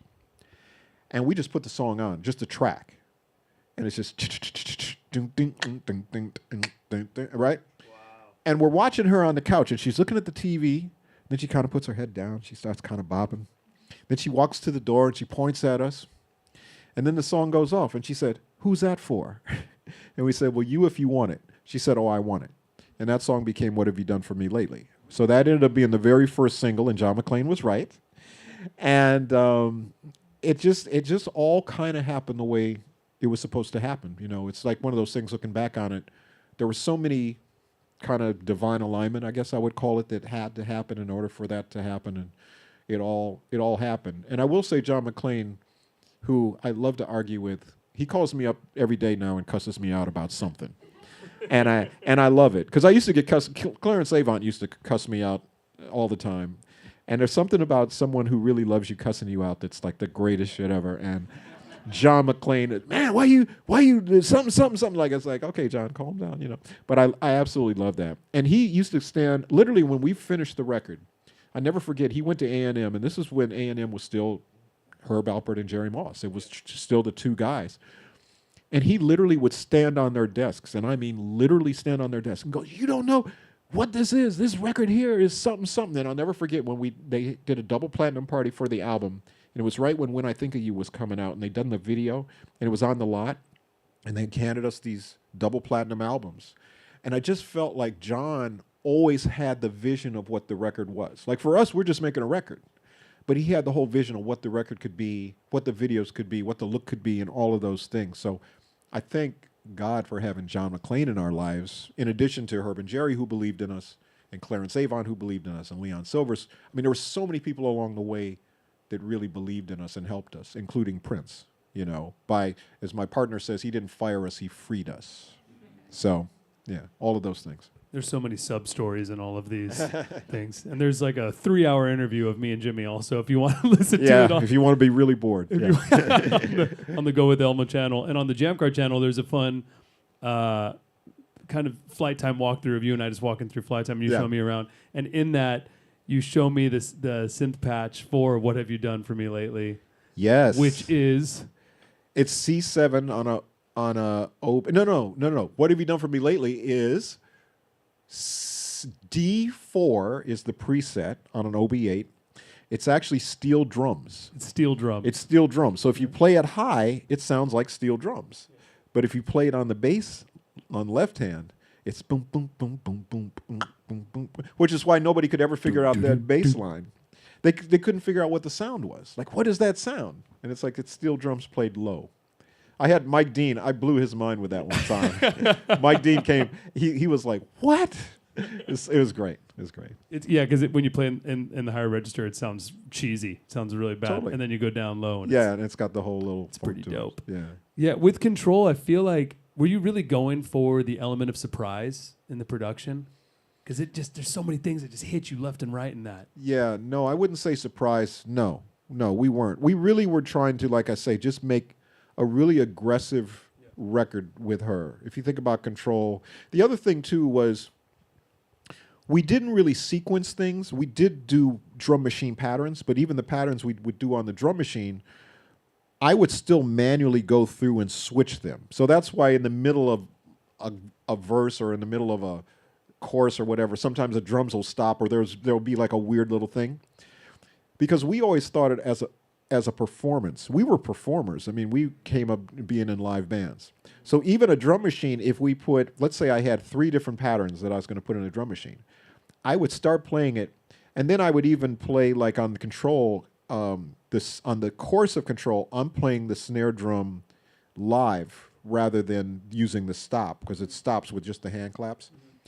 And then the little and all that stuff, that's just a different thing. And just at some point, just randomly, I'd just switch it and it would go to that. And then we'd have to make the music to fit the pattern of the drum machine. But the drum machine was actually like a performance. So even if it was sequenced in the drum machine, we would always treat it like a performance. But then all the keyboard stuff, that was all live. So so Just Be Good to Me is 7 minutes long. And it's boom, boom, boom, boom, boom, boom. That's me playing for 7 minutes. It's like, I love that. There's no sequencing No in sequencing. that. But the thing that happens in that is when you listen to the song, there's certain moments that only happen one time. And they all become very identifiable to you. And I just think that's the kind of a cool journey that you can take music on. Because if it's a loop, there's nothing wrong with a loop, but if it's a loop, you've heard the whole song in the first 20, 30 seconds, which is why then you switch to the next song, which I see everybody do nowadays. They listen to 30 seconds of a song and move to the next one. But there's stories being told throughout the song, so we always tried to keep that in mind. All right, Rhythm Nation, 1988, 89. You were still recording everything to analog tape at the time. Yes, and we'd actually got a second machine at that point, because we were Control was 24 track. Rhythm Nation was actually 48 track. So we had got a second machine at that point in time. We actually got the second machine when we did New Edition Heartbreak album. That was the first album that we used a second machine. And so we were pretty adept at using it for Janet. And then, yeah, Rhythm Nation was the next one. And I heard that you would trigger the samples manually. Can you talk about that? Yeah, so I didn't know, I know that you could sample into the drum machines and some of the newer ones that had come out at that point. I just didn't know how to do it. So I would use an AMS sampler, which only had like 6 seconds of sampling. And I would literally take, so for instance, Rhythm Nation's a perfect example of that. I took the Sly and the Family Stone guitar part, which is just the jing, jing, jing, jing, jing, jing, jing, jing, jing. But literally, I'm just doing the kick drum. I'm triggering the sample from the kick drum. So all I'm doing is opening the volume or whatever you call it. I'm opening the input, I guess you'd say. And every time the input would hit, it would play the sample. So I literally, for 5 minutes or however long the song is, I'm just sitting there going, ding, ding, ding, ding, ding, ding, ding, ding, and that's the way I would do it until I had enough. And that's the way I would trigger all my samples. And I do the same thing with my kicks and snares. I just love the AMS. I thought it was really cool. And even the beginning of Rhythm Nation, we used it a little bit, but the beginning of Control, where there's all the vocal starters and stuff, that's all AMS. Because if you put stuff into it, it just started feeding back. So the and all that stuff, that was all just doing that kind of stuff. But yeah, it was literally turning knobs and kind of, happy accidents, I guess you call it. Okay, so sampling. We have to talk about sampling. Okay. So sampling comes onto the scene. It's highly controversial. People don't know what to do with it. There's no rules. There's no laws. What did you think about sampling when it first hit music? Well, kind of the same thing I thought when people talked about Beethoven wouldn't use a synthesizer.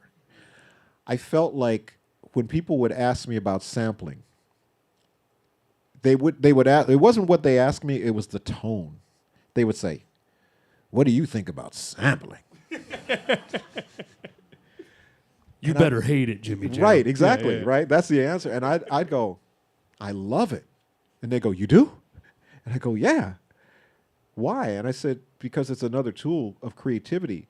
But what I really love about it is it allows me to sample all the songs that I grew up loving. So anytime you'd hear a song, whether it was Papa Don't Take No Mess, James Brown on That's the Way Love Goes, or obviously Sly and the Family Stone on Rhythm Nation, or Think, Lynn Collins on All Right, it was always samples that I absolutely loved the song, and I got to create a new song from it. And the cool thing about it was, to me, what I was doing was bridging the generations, because I remember when I played, and jumping ahead just a little bit, but I remember when I played All For You for Janet. And I remember I had the track, which was The Glow of Love by Change, which was one of my favorite songs, right? And I sampled that, and I did the beat. And I remember she had a choreographer named Shawnette. And Shawnette walked in as I was doing it, and she said, "Oh, Luther Vandross, I love this song, I love this song." And she's like dancing around, right? Janet walks in, and Shawnette says to Janet, "Oh, Janet, remember this? And Janet goes, "No, I've never heard that before." She said, "What?" And I said, "Do you like it?" And she said, "Oh, I love it. It sounds great." And I said, "Okay, well, I figure if someone that knows the original loves it and somebody that's never heard it loves it, it's good." When we did Someone to Call My Lover, which has turned into a big TikTok hit over the last year for whatever reason, but that was the same thing. It was America, and I grew up loving America. So, but when I did the guitar parts, I did the guitar parts the way the record is, which is it goes from the top to the bottom, right? When she wrote to it, she wrote using the bottom to the top. And I said, a chord, and I said, "That's backwards." And she said, "Well, I don't know. I've never heard the song before." And I said, "Oh, okay." And so then that turned into people thinking it was genius. That was cool how you turned it around. And I was like, "Yeah, well, we didn't think to do that, but we'll take the credit for it. It's okay." But there are so many things that just kind of happened like that in the making of records. And I love, by the way, on sampling, when we did, I always wanted to do Papa Don't Take No Mess because I love that sample. It's just beautiful. But I wanted to put chords over it and actually make it a song, right? So I remember That's the Way Love Goes, before we even had a title for it. I remember I did the track, and I was really happy about the track. And Terry always says, "We don't make hit records. We just make records. We just make music, and everybody makes it a hit. Like all of you guys are the ones that make it a hit record. Other than that, it's just a record, right?" So I remember I did it, and Janet didn't like it. She didn't really. She just was kind of like she didn't really hear it. She was just like, "Yeah, it's okay." And I was like, "Okay." I said, "No, this is." But it's my dream. It's like, "No, James Brown." It's like, "Okay, but okay."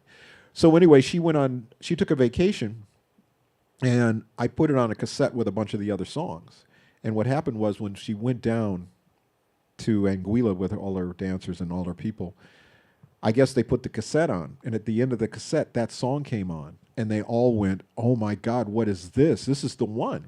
So when Janet got back to town, I said, "What do you want to start with?" And she said, "That song. Oh, my God, that track. I said, "The one you don't like?" She said, "Oh, no, I love it. But that was because all her people loved it. But the funny thing about the sample was we had to get James Brown to clear it. And I remember calling James Brown, and he never was James. He was always Mr. Brown. I said, "Mr. Brown, we have this song. Let me hear it. And we played it. He said, "Let me." That's the way love goes. Yeah, he said, "No, that Janet Jackson's a little risque." And we said, "No, Mr. Brown, there's no. We'll send you the lyrics." I said, "There's nothing risque about the record and stuff." Anyway, he ended up loving the song. He was really cool. And the other sampling one that was really fun for us was, I mean, there was a lot of them, but one that was also very fun was "Got Till It's Gone," because Joni Mitchell was at a thing where she never ever cleared a sample. Like it just didn't happen. But Janet was a big Joni Mitchell fan, as we both were, and we just thought, in my mind, I'm always hearing, "Don't it always seem to go that you don't know what you got till it's gone." I just thought that would be such a cool thing to put a hip hop beat under. And so when we did it, she said, "Well, we got to call Joni. We got to find." So anyway, we called Joni, and Joni just said, we kind of explained what we were doing, and she just said, "I can't wait to hear what you guys come up with." And we were like, wow. Okay. And the cool thing was, she ended up loving the song. She wasn't able to do the video for some reason because she wanted to do the video, but she wasn't able to do it. But I had dinner with her probably a year and a half ago now, maybe a little longer than that, maybe 2 years ago. I had dinner with her. And the thing she said to me that was so cool was she said, "You know what I like about that song?" And I said, "What?" She says, "Every day somebody comes up to me and says, 'Joni Mitchell never lies.'" And I said, So great. I love that. So cute. So shout out to Q-Tip for that. But yeah, I mean, so obviously, yes, sampling was totally embraced. We tried to be creative with it, but for us, it was just a way of, really paying homage to the music we grew up with. The other cool thing about, I'll tell you two quick ones. So Jerry Buckley from America, I got on a plane with him one time, and he turned around and he said, "Are you Jimmy Jam?" And I said, "Yeah." He said, you built me my pool because of the royalties from the Janet song, right? Nice, nice. And even cooler was the night we won a Grammy for All For You for Best Dance Recording. And that night, I remember at Staples, well, now Crypto.com Center, but at Staples Center, they had a McDonald's.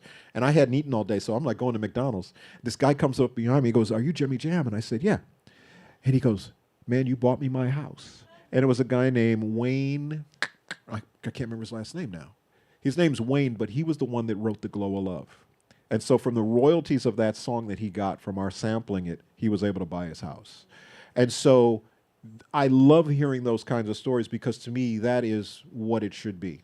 It should be, and people went back and started listening to the original record, which that's the other thing that happened. So I always love, so sampling, yes, I love it. Like I said, I love it, yeah. That's the Way Love Goes ends up being Janet's longest running #1 and shows that sampling can be in mainstream R&B. You know, like push the boundaries there. It was interesting because it actually was up for R&B Song of the Year, and there was a lot of I don't know whether it's arguing, but a lot of discussion over whether it was an actual song. And I was like, well, take the sample out of it. I mean, the sample is the groove. The sample is the production of the song, not the song.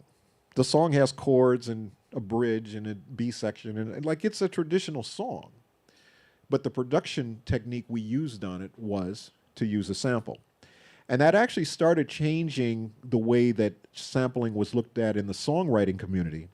Because I remember sitting on, some of those secret committees from back in the day that for the Grammys. And one of the things that would always get discussed was how prominent a sample was. But prominent could be not only the use of it, because it wasn't that you just wanted to loop and put something on top of it, but also how known it was. And I remember the song Crazy by Gnarls Barkley? Yeah, of course. Okay, so that song was based on an Italian soundtrack movie sample that nobody knew. It was the most obscure thing, and I've talked to Danger Mouse about this. It was the most obscure thing anybody could ever have. It got disqualified in the song category because it was a sample, and it's like nobody even knows what this is. And there's a whole melody and bridge and lyric and there is songwriting that's happening here.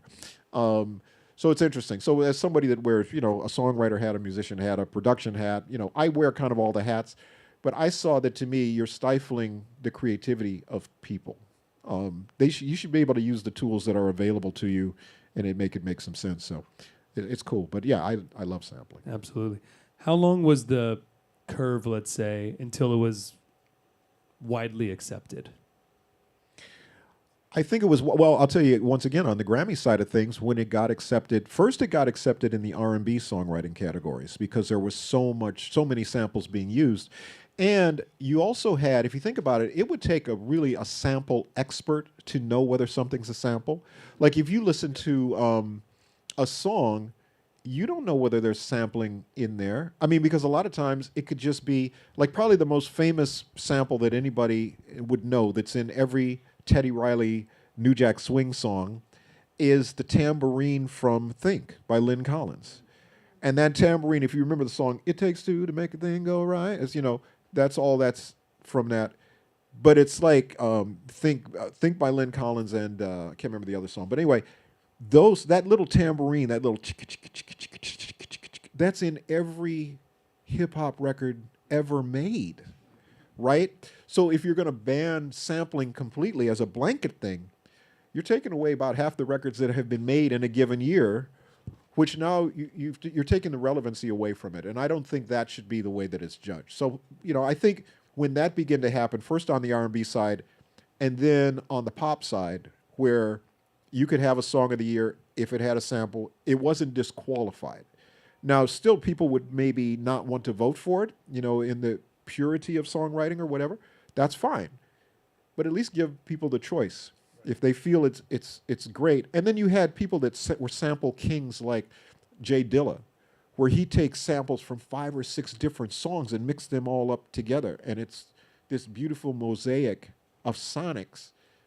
How is that? That's not cheating, and that's not, in any way, that's as creative as it possibly gets. So you want to reward the creativity. So I think that's the thing that began to happen. So now it's across the board. It's perfectly fine to do. You just make sure that the people get the credit for it. Yes. Because that was a big deal too. Yes. Is that the original writers get the credit. Absolutely. And they can buy a house or make a And pool. they can buy a house or buy a pool. Or, yeah. Absolutely. All right, so in 1995, you do Scream with Michael Jackson and Janet Jackson. Yep. One of my favorite songs Thank that you. you have done. You Thank know I you. love that song so much. Yep. How did you get it to slam so hard? Like, what drums did you use? What tools were you using to do that? Because that, at the time, was as big as it gets. Yeah. So, funny enough, that's still analog tape. That's still, I'm trying to think, that's still Agfa analog tape. The one difference was the Atari machines they had the Atari, I think it was the MTR 90, and we had moved to the MTR 100. And one of the cool things about that, we moved to that around the time of the Janet album. And the cool thing about it was tape speed used to be 30 IPS, 30 inches per second. So you could get like 3 songs on tape. And tape was really expensive, actually. So, but what happened was in those machines, they put Dolby SR. And Dolby SR was a noise reduction system. The cool thing about Dolby SR was you could record at 15. So you could record at a slower speed, which saved tape, so you could get 6 songs on a tape. But it also made the low end a lot beefier. And that was the way we recorded. And you could still slam the heck out of it and still make it sound great. So that was done with that. But that was still the Lindrum that we've always been using because Michael loved Rhythm Nation. Like, that was his favorite album. And if you look at the records that Michael made after Rhythm Nation, there's a lot of similarities of those records, from glass breaking to those types of sound effects and all that kind of stuff. He really was into that. And The Knowledge from that album was like his favorite song to dance to. Like, that was his workout song to dance to. So Scream was just, we knew what he wanted. And it was funny because we had Janet come to town and we just said, just come, we don't need you for anything, but we just want your inspiration. Just kind of sit in the room and while we're doing these, right? And I remember we did like 4 or 5 tracks. And actually, I think we did 6 tracks. And they were all different kind of things. And I remember when we finished the track that ended up becoming Scream, I remember Janet said, that's the one he's going to like. And I said, how do you know? And she says, I know my brother. And I said, okay. And so I remember we went to New York. Oh, and there was another song, though, that we did that she loved. And she said, I hope he doesn't pick this song because I want this one for myself. And he didn't. And that song ended up becoming Runaway for her single Runaway. So we go to New York. We play all the tracks. He says, yeah, these all sound really good. So let's hear number 2 and number 5 again or whatever, right? And we play them back. And he says, okay, I think we're going to go with this one. And it was the one that she said. And so she looks at me and she goes, like I told you, I know my brother. And the cool thing about it was she treated it very much as this is his record. Like, it was a duet. But in her mind, she was just helping her brother. She said, I'm just helping my brother. It's not in really my key to sing in. And lyrically, it's where he wants it to be. And that's fine. I'm just here to support. And she was totally supportive of him. And it was interesting. The most impactful recording session, though, that I've ever been in was Scream. Because when he walked into the studio, we were working in New York at not the record plant, the Hit Factory in New York. And I remember Michael walks in all calm and just, hi, good to see you guys, whatever. But he's wearing kind of jingle jangle stuff, right? And I'm thinking when he goes into the studio, he's going to take that stuff off, right? Because the microphone's going to pick all that up. And anyway, he goes in there and he puts the headphones on. He doesn't take anything off. He puts the headphones on and he says, okay, go ahead and run it. I said, okay. As soon as we press play, he turns into Michael Jackson, like the Tasmanian Devil, if you know the cartoon. Starts spinning and whooping and hollering, and Terry and I are like, it's Michael Jackson. Like, it was like crazy. He sings the whole song from start to finish, right? Tired of injustice. He's snapping and clapping and stomping and all that. And I'm thinking, wow, they're going to take, that's going all into the mic, but I guess it's okay. And the engineer's just looking like, that's how he does it, right? So we're cool. So anyway, when it ends, he sings the whole song start to finish. The song ends. And he goes, how was that? And we're like stunned, and we're like, yeah, Mike, yeah, that was good. He says, you want me to do it again? Yeah, Mike, go. Yeah, do it again. Janet is sitting in behind us. She comes in between me and Terry because she's supposed to do her vocal after this. She's between me and Terry, and she goes, I'll do my vocal in Minneapolis. Nobody's following that. He does it 2 or 3 more times, right? Kills it. We said, thanks. He comes in, he goes, okay, Jan, you going to do your vocal now? And she said, no, Mike, I think I'm going to wait because... Anyway, we go to Minneapolis, we do Janet's vocal. We send it to Michael. Michael says, wow, Janet sounds really good. We said, yeah, thanks. He said, she sounds really good. Where'd she record this? We said Minneapolis. He said, I'm coming to Minneapolis.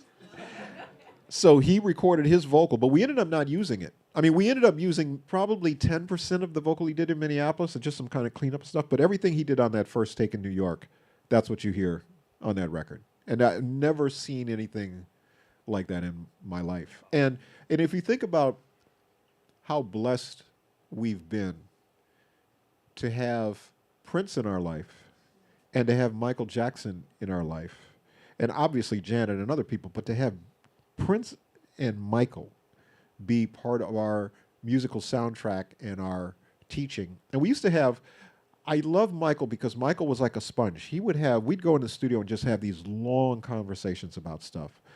And I remember one day he asked me, he said, how do you want to be remembered? And I said, I said, I want to be remembered as a nice guy. And he goes, no. He said, is it because of all your #1 records? And I said, no, that's like statistics. I just want to be remembered as a nice guy. He said, no. But is it because of all your platinum and whatever? Like it was like this whole thing. And I said, no, Michael, I just want to be remembered as a nice guy. So he didn't really understand that. So fast forward a year later, we had sampled Billie Jean for a remix. And everybody told us, he's not going to clear anything. He never clears anything. You're never going to get it cleared. We said, okay. So I called. He had a girl named Evie that worked for him. And I called Evie and I said, hey, I just wanted to ask Michael a question. She said, I'll have him call you back, right? So anyway, this is in Minneapolis. We had a girl named Sue who was like our administrator, right? So Sue takes the phone call. She comes back to my office, which she never did. She would always just hit the intercom and go, so-and-so on line 2, so-and-so on line 1. Like that was kind of the thing.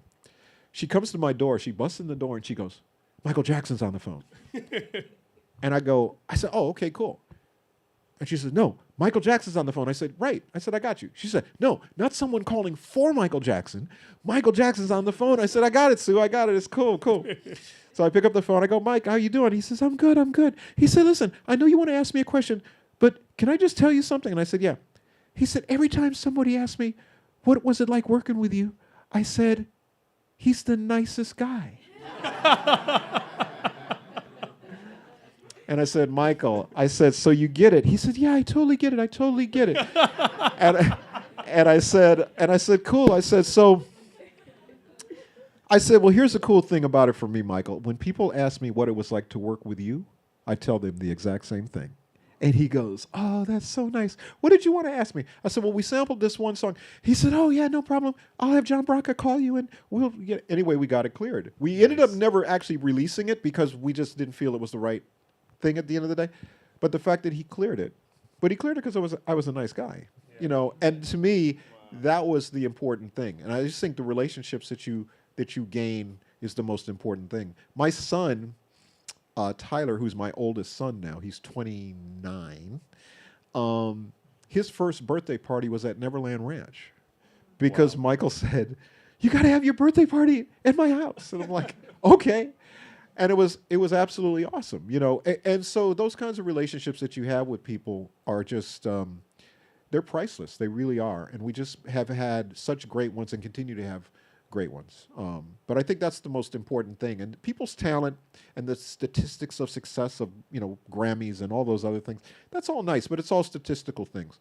But you want people to remember the experience that they had with you. That's the more important thing, you know? Because if somebody mentions a name to you out of the blue, you either go, oh, yeah, and you have a pleasant memory. You may not know the detail of it. Or you go, You know, I just don't want to be the person when you mention my name, people go, I just don't want to. I don't want to be that. And sometimes you can't avoid it, you know, obviously. But I think most of even the relationships I've had, and talking about my dad, I was estranged from my dad for 50 years. Yeah.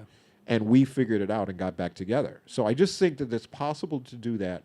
You just got to put some things aside and not worry about what happened back then, but do we want to move forward and do something that's good? And I just think that's kind of been my philosophy. You're such a nice guy, Jimmy Jam. Thank you, Elmo. I have to, I have to double click on something. What was your son's first birthday like at Neverland Ranch? Oh my God. It was amazing. So we had, well, first of all, and I also have to say, just as an aside to the story, Tyler's godmother is Janet, and Tyler's godfather is Terry, my partner Terry. Wow. So he's he's very cool and very blessed. But yeah, it was great. So we got a hotel, and we put everybody at a hotel, and it was probably about 300 people, I would say, right? Wow. People came in from all over. I was looking at pictures from it the other day, and it was like I remember Babyface and his wife had just had their first baby, so they were there. So it's like my 1-year-old and their 1-year-old, because they were pretty much the same age. But it was basically just all our friends and all our folks. But Neverland was amazing. There was a movie theater. There was rides, like a huge midway with rides and stuff. There was a ride called the Zipper that I was always afraid to go on, and at an amusement park. And I thought, I'm gonna go on this ride because now I know the guy is not gonna. And I swear to God, as soon as he shut the door, I was like, no, I gotta. I couldn't do it. I couldn't do it. But yeah, it was great, and he had a train that ran through the whole thing. It was like going to Disneyland basically. There were animals everywhere. It was like going to Disneyland, except that it was private. It was his place, and he couldn't have been nicer and just more cool, man. It was just so memorable. We still have a bunch of pictures and we did T-shirts that say, "Welcome to Neverland," and just all kinds of crazy stuff. Yeah, it was great. It was awesome. Yeah. Back to our regularly scheduled programming. Okay, so throughout this whole thing, it's been analog. Yeah. When did you transition to digital recording? So there was two things that happened. One was Terry, my partner, is very forward as far as technology. Of the two of us, he's the one that's always looking for the next thing. And I remember, I don't know if it was called Digital Performer, but he had this thing on his computer. And I remember he'd turn it on and it would go bloop, bloop, bloop, bloop, bloop, bloop, bloop, bloop. And I go, what are you doing? He says, this is going to be the next thing. And I'm like going, oh, you're crazy. I'm like, there's no way. And then I remember when we actually worked with the Spice Girls, and I remember it was Pro Tools, and we were still on analog. But not Teddy Riley, but Rodney Jerkins at that point was working in Pro Tools, full in Pro Tools. And I remember when we would do vocal samples of stuff, and we would go, who could do it faster? Is it going to be the analog tape into the sampler going back, or is it going to be going straight to Pro Tools and looping it in Pro Tools? And we'd literally have these competitions, who could do it the fastest. And I remember going back on the plane and thinking, it would be really cool if they could put Pro Tools in a laptop, so while we're sitting on the plane, we could comp the vocals and do all this stuff. And I remember the guy that was there, the engineer that was there, said, oh no, that's coming. It's about 4 months away or 5 months away or something like that. And then I remember Otari tried to do a hard disk system that was horrible, but there was a thing called Sonic Solutions. And Sonic Solutions we just used as a 2-track, and we started doing all our mixes into it, still from analog tape, but then into digital. And then the other digital thing, as it kind of evolved, was we used to take everything on big, 1/4-inch tapes or 1/2-inch tapes, to mastering. We started taking DATs to mastering, right? Which was so crazy that you've worked all this time on this project, and now you're on this little DAT, and you're mastering off of this. And then the next thing is you're totally just taking the Pro Tools file to mastering. And that was around All For You, the 2001. That was when that whole thing was all Pro Tools at that point. And we actually had, because we were always different in Minneapolis, we had a thing called Radar, which was a company in Canada. And we used that, but it was digital recording. But it worked just I didn't using a mouse and all that stuff.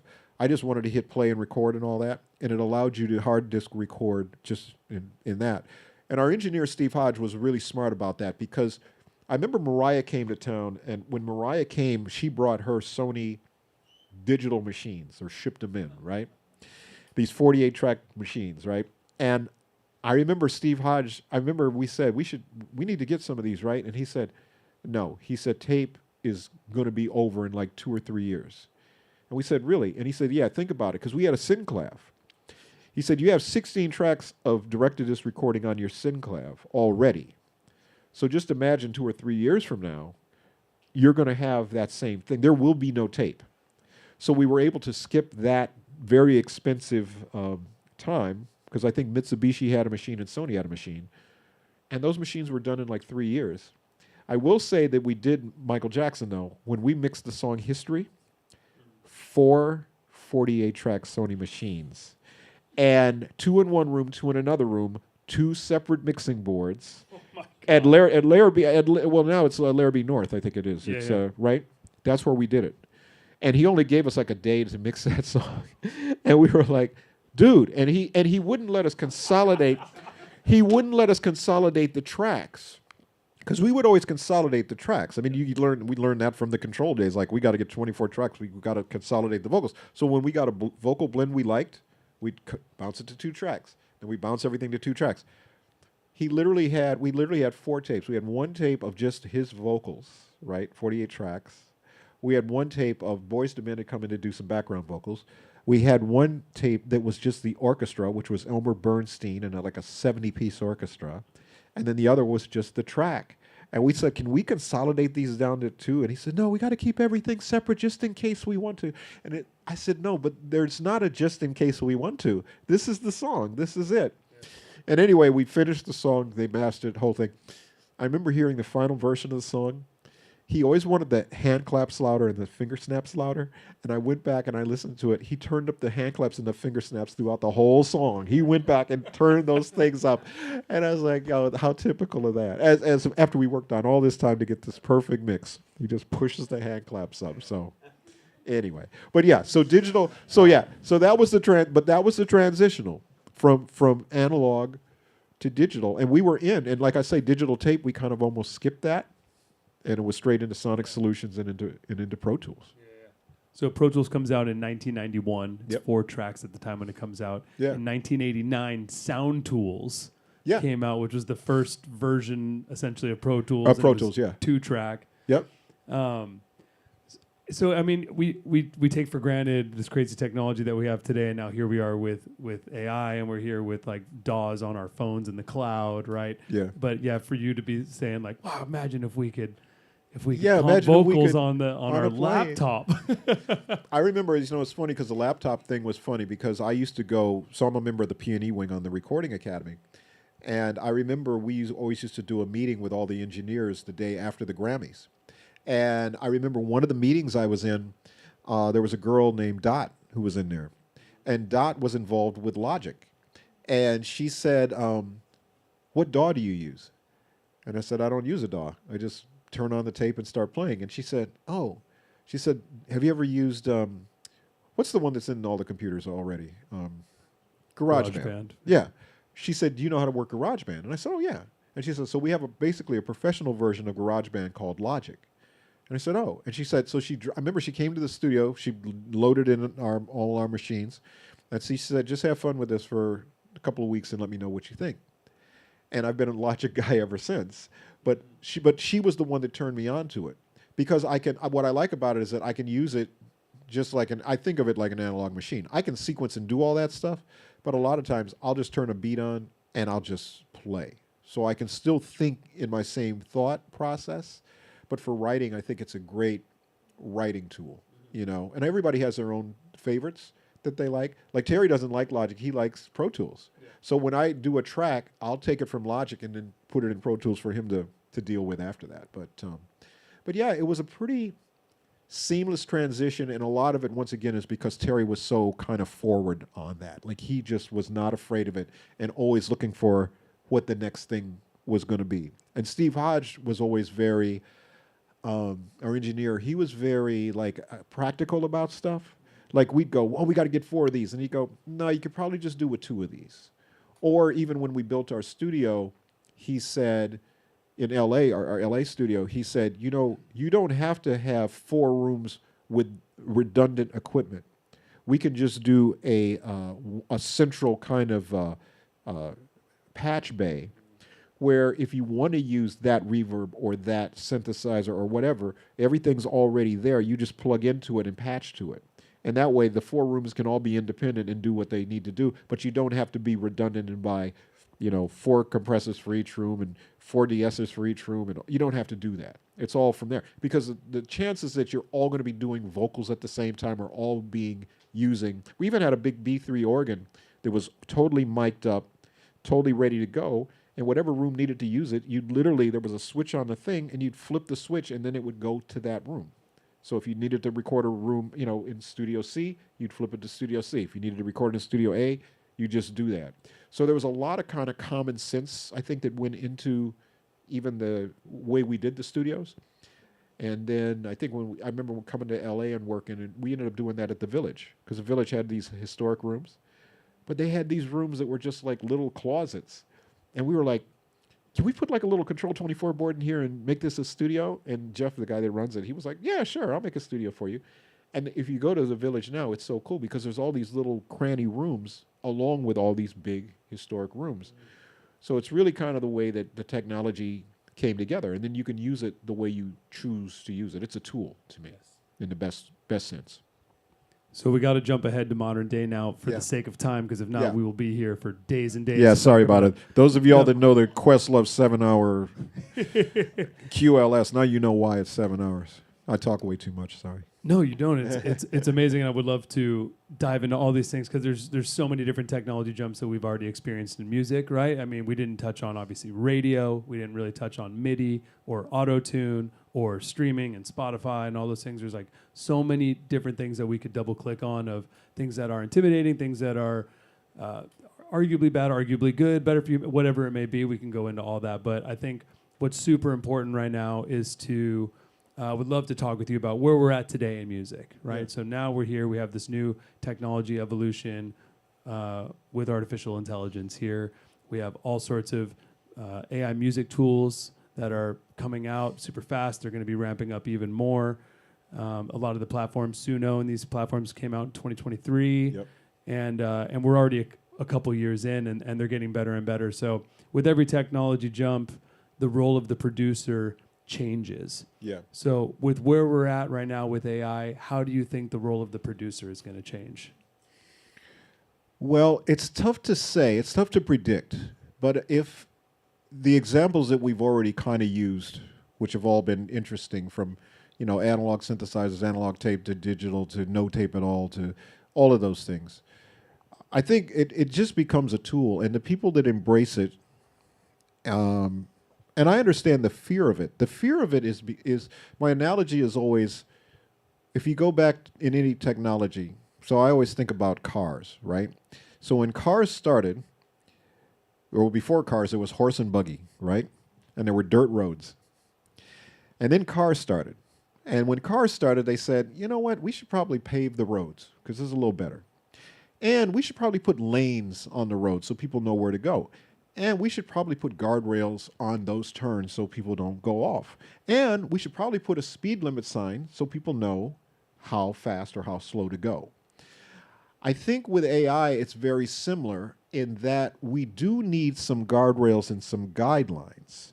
I think the technology is wonderful, and we totally embrace it. But I do think there's, like anything, there's probably a right and a wrong way to use it. And some of it's subjective. It's kind of up to you. But my big thing is permission.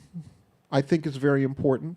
I don't think things should be used without people's permission in any sort of thing, including sampling or anything like that. I mean, you called Joni Mitchell, hey, we're going to use your sample. I mean, I think that's part of it. And I think compensation is the other part of it. You have to make sure that people that are creating it are getting paid, or the people who, you know, the information has been scraped from, is they're getting paid for the use of their brain power or their whatever they've inputted into it. So I think those are the two most important things. You know, it's funny because there's a young lady here, Allison Tavel, right there, and she's a director of a movie called Resonator. which kind of the end title song of the movie was a song that she wanted to sing with her father, who's passed away, and that's kind of what the movie is about. But he invented the guitar synthesizer, basically, right? And her dad was always very forward thinking about technology, but he was a musician. So she said, I'd love to do a duet with my dad. And her husband, Matt Musty, he's right here also, they figured out a way to use AI to bring her dad's voice to life, but allow her to do a duet with her dad to make this beautiful end title song. Now, it was interesting because in the Grammy process, it was one of those things where we kind of had to explain, yes, there's AI being used, but we think it's being used in a way where she would never have had the chance to sing with her dad because her dad passed away. And in that particular case, it made it through the process. Now, we'll see if we get a nomination or not, but hopefully we do. But I think the idea, it's the perfect thing to me. We've had vocals where we were working with the Isley Brothers on a project for our Jam and we're doing a Jam and Lewis Volume 2 album. We did a Volume 1, but we're doing a Volume 2. And it's one of those things where, you know, Ron Isley, who is, you know, a GOAT, like he's just one of the best singers of all time, but he's in his 80s. So it's like, do I call Ron Isley to fix this one part of the song, or can I just take the information, the Ron Isley information I already have, and just put it in?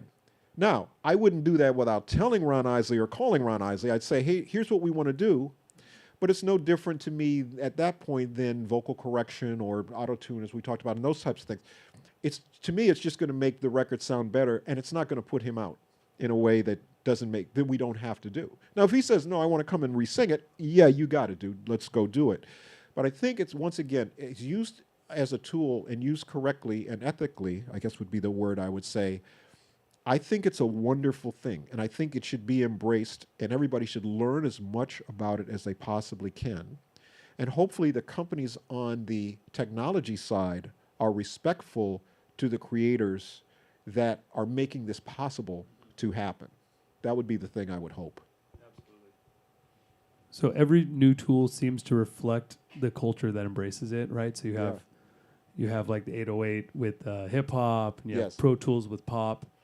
What do you think AI music says about the culture today?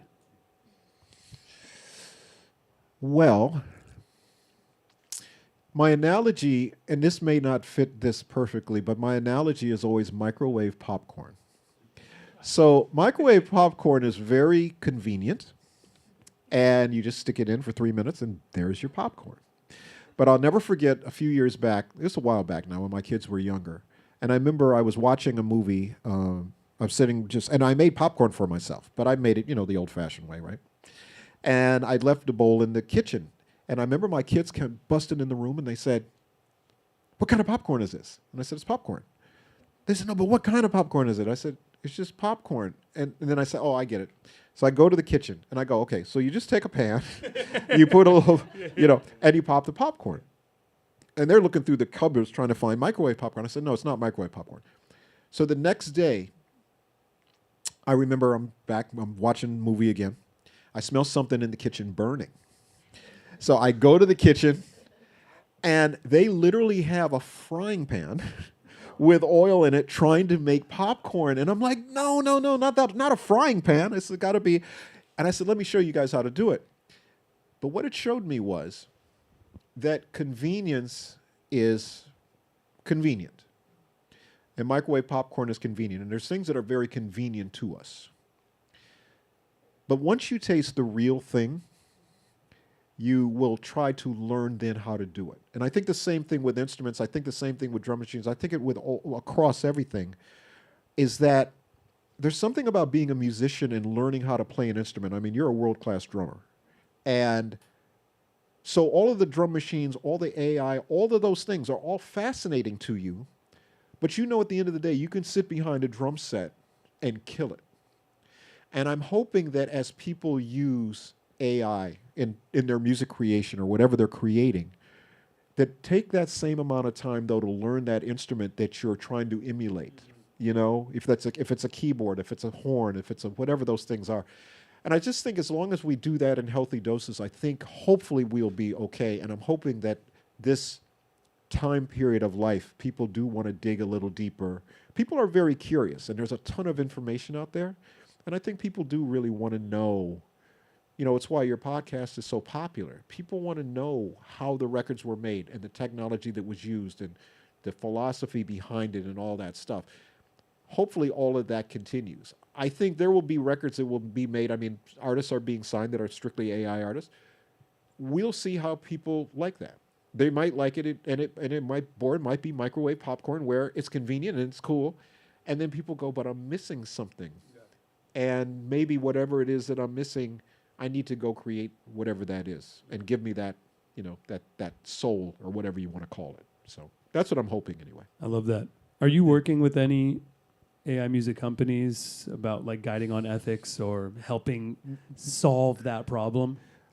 I'm personally not really. I think Terry is. Terry's on the board of ASCAP, so he's much more involved, I think, on a day-to-day basis with some of the things that are happening. But no, I'm not actually. And I'd love to be, because once again, I like learning about stuff, and I like to use the tools that are available. I remember, kind of not off the subject, but I just remember Kenny the Jet Smith was my son's basketball coach on their AAU team. And I remember the first time my son, Tyler, who was probably 12 or 13, he started teaching him all of these things, all these little basketball things. And I was like going, he's too young to know all that stuff, right? And what Kenny said was, no, but what I'm doing is I'm filling his tool belt. So what's going to happen is he doesn't need the stuff I'm teaching him right now. But 2 or 3 years from now, he's going to go up against a certain player, and they're going to do something. And it's not going to be like he's never seen it before. It's going to be like, oh, I got that in my tool belt. I know what to do here. I know to go left, or I know to go right, or I know whatever. So that's the way I kind of look at it. I always want to know about stuff. I want to be aware of it. And then if something arises, I go, oh, I have that. Wait, I got that tool in here. I know how to use this. So that's the way I look at it. I try not to look at it like a threat, like I say, or have fear of it. I try to embrace it as there's always new stuff coming. And you have to use it in the right way. Even with sampling, there's certain people that, like I mentioned earlier, Jay Dilla, but there's certain people, DJ Premier, and certain people that just use it in such a cool way that it made sampling good, a good thing. And I think AI will be very much the same, hopefully. So with every new evolution, there can be new gatekeepers, right? Like when Spotify came, there's now you have to get on a playlist. It's less about radio, even though radio is more and all this stuff. Like, and one thing I think the reason why I'm always talking about AI and AI music is just to have the conversation going. I'm always telling everyone, pay attention, whether you like it or not. What was the quote you said to me backstage? Oh, I said the train has already left the station. You're either on it or getting ran over by it. Right. It's either running you over on the tracks. You're on the tracks getting run over. Yeah. So just get on the train. Find you a comfortable seat on the train, and figure it out. So, in growing your knowledge of what AI is and how you can use it, what you like about it, what you don't like about it. Of course, like if there's certain things you're against, don't use it or whatever. But still, you gotta be hip to it, right? If you're going to be playing the music game, you want to be competitive. There's already, I'm seeing in sessions A-class producers using it. That might be surprising at first, and so you got to just be hip to it, right? You got to understand what's going on. Whether you use it or not is up to you, but at least be knowledgeable on it. Right. Is there anything to educate the audience on what a potential future gatekeeper could be that you're thinking about? I'm not really sure. It's interesting. I just did a podcast called The Gatekeepers, as a matter of fact, in Atlanta a couple of weeks back. And we kind of talked about that stuff. I kind of think, and this may be a very naive thing to say, I think in many ways people need to police themselves. I think it's not a matter of trying to catch people doing something wrong, but it's more just have integrity in what you do. I just think that's important. That's an important word, and we've always tried to live by that. So maybe that's just pie in the sky, optimism or whatever. But I did write the song "Optimistic," so maybe that's why I feel like that. But I'm very optimistic about what will come of this and the great things that come of it. And also, I was just talking today. I'm going up to Minneapolis on the weekend for there's a company called the Starkey Hearing Foundation, and it's all about hearing. And we have a technology that's called Just Listen. And one of the things besides using it for immersive sound in headphones, we also want to use it for people that can't hear, or to give dimensionality to people that are having hearing problems. And Quincy was one of the people we were trying to fit before he passed away, unfortunately. But I just think that there's some good uses for it. And I think I want to find those good uses and put them into play, where it's not this, oh no, it's bad. I don't think that's the case. I think there's some good uses for it. It's up to all of us to find them and utilize them, I think. So that's what I hope happens. Absolutely. Yeah, a good use case that was really helpful to me recently was I was music directing an artist, and we were going out on a tour, and this artist wanted to play several songs that he wrote and produced for another artist, but he didn't have the sessions, he didn't have the stems. I was like, well, I need the stems in order to put the tracks together. So we tried getting it from the artist. You know how hard that can be to get the stems from the artist. And I ended up using AI for stem separation. And then I was able to build the show, and we took it out and we played arenas. Using that. We did that. We just did that. We did a Jam and Lewis live. We're doing next year. We plan on doing a bunch of live dates. But yeah, there were some of the things. A lot of the stuff we do have, which is kind of fun because we have all and we have the equipment that can actually make it if we don't have it. So you have that's kind of cool. Yeah, but we definitely did that. We definitely used stem separation and some other things in order to create some songs that we wanted to play. And we had a couple of artists on our show that wanted to sing certain songs, and it was like, well, we can't find the tapes to those and whatever, but we can create it, we can recreate it. And so once again, it's a tool, it's just how you use it. For sure. Show of hands, I don't know if you guys want to raise your hands, but are you guys using AI? Yep. There we go. So I think what's crazy is like Suno, have you guys seen Suno Studio and this stuff? Like the AI platforms, like the generative audio platforms are becoming DAWs, right? It's gonna evolve into this new like AI DAW, and that's something you should definitely be paying attention to and be using and getting hip to, because I think there is going to be actually a lot of really positive creative moments coming out of that. And I'm seeing it already in sessions at big studios too, which is kind of crazy to see at first. But then when I think about history and then I look back, I'm like, that was probably crazy as the first time you saw Pro Tools. Yeah, exactly. No, it is very much the same thing. And I think sometimes as you get older, you just get a little more resistant to things. But I always say, one of the keys is everybody gets old. And I think the key with Terry and myself is we've always looked at it as getting past old. Because being old is being, kind of, dismissed, or, people aren't paying attention. And that's cool, but it's like anything you have. It could be a watch, it could be a microphone, it could be any piece of equipment you have. And it gets old, and you just don't use it anymore, right? 10 years later, that same piece of equipment now is vintage and classic and, iconic and, legendary. And it's like, and that's the thing with, all of our stuff, even at our studio. It's like you look at all the old keyboards and stuff, and now all of a sudden the Lindrum, we don't use that anymore. And now it's like, a Lindrum, oh my God, So that's the thing. And I just think careers are kind of like that. People are kind of like that. Yeah. Everybody's going to get old. So the key is getting past old. And that's kind of what we've tried to do. So we think we're in our past old part, and we're having so much fun with it right now. That's so fun. I think Bam is in here somewhere, and Bam said something when we were talking about AI that I thought was really funny, or really impactful. Actually, he's like, "There's hi-fi, there's lo-fi, and there's AI-fi, right?"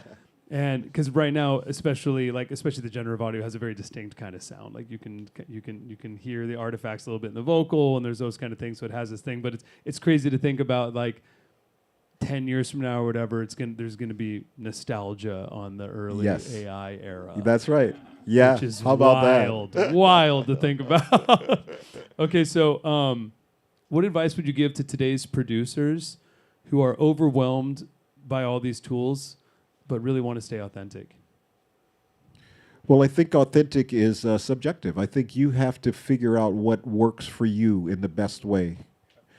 And it's not for someone to necessarily tell you that. I think you have to, like think I already said, police yourself. You really do.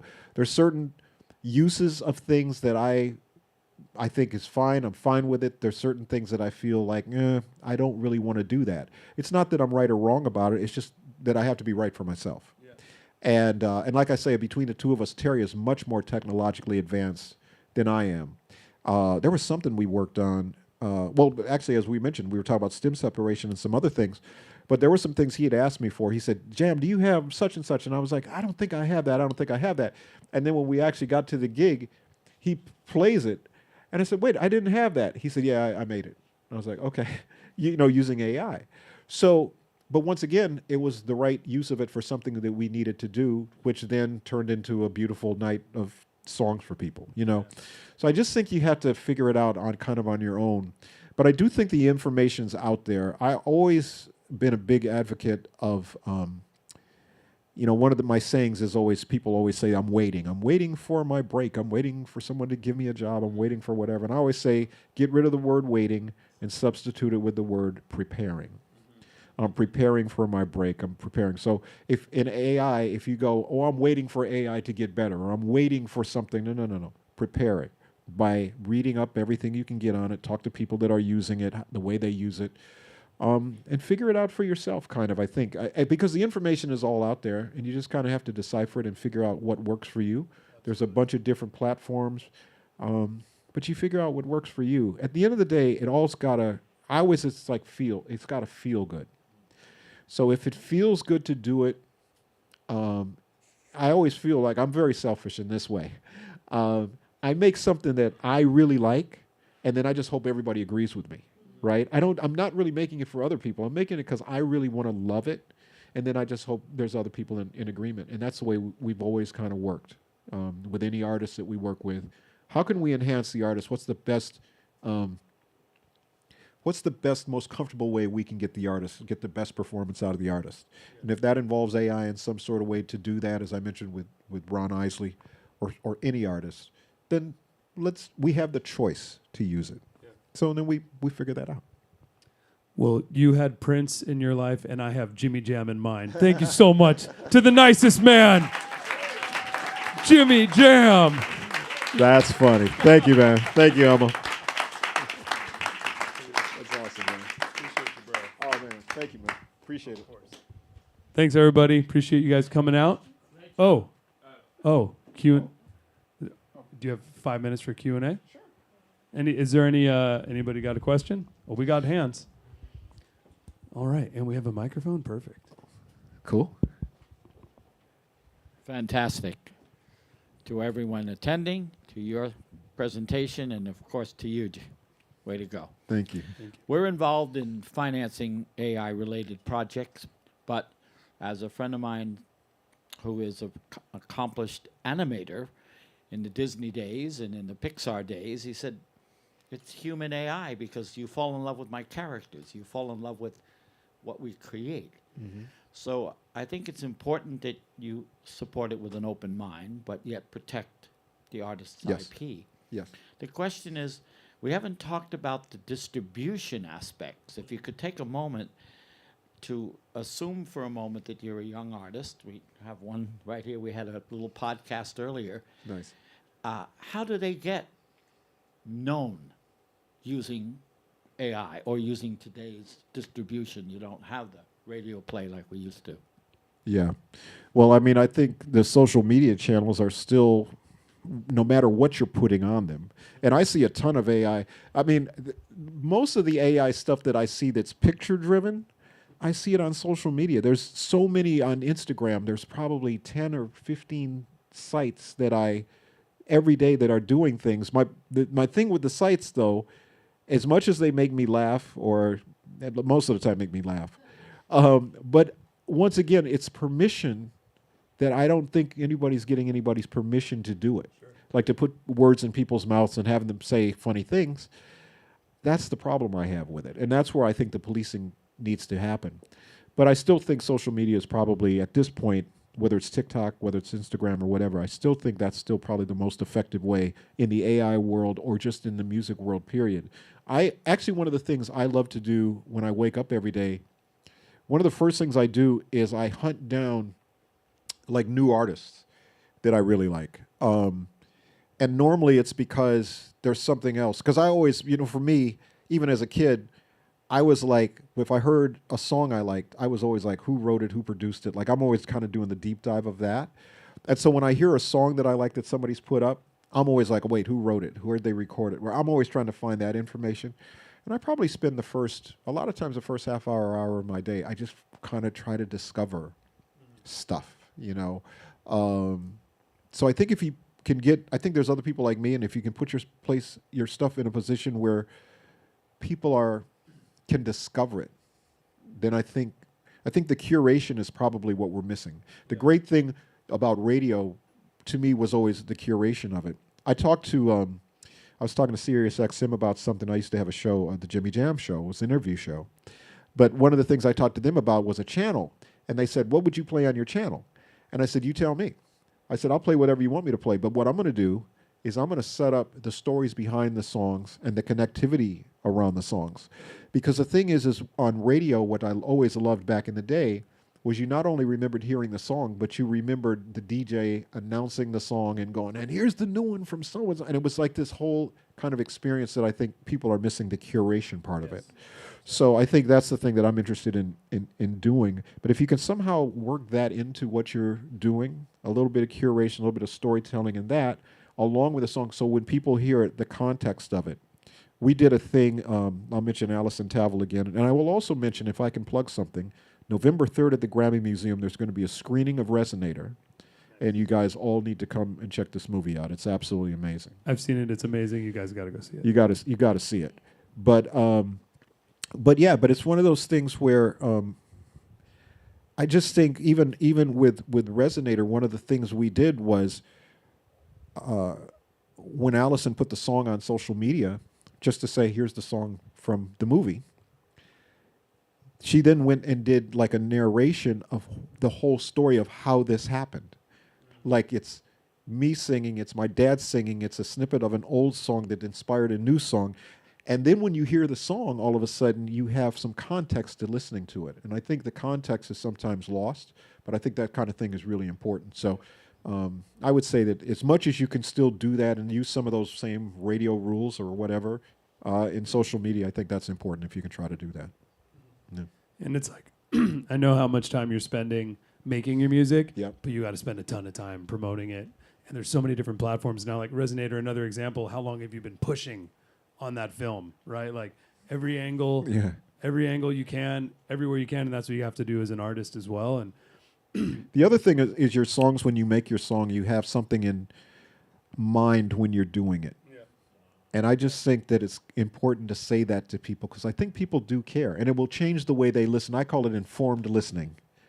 You can listen to the song in the back. It's like if somebody sends me a demo, and they send a demo, and I'm like, well, what were you thinking? And how did you record this? Did you, and I like to know that. And then as I'm listening, I'm going, oh, I see what they're going for here. Or, or they say, this would have been a perfect song for so-and-so, this artist or whatever. And I'm like, okay, I hear that. So I just think the information is really important along with the music.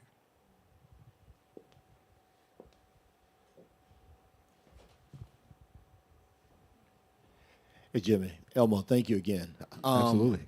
So real quick, when Suno came out, I checked it out. I embraced it. That sometimes they say the advent of technology is the demise of humanity, but I know we got to stay ahead of this.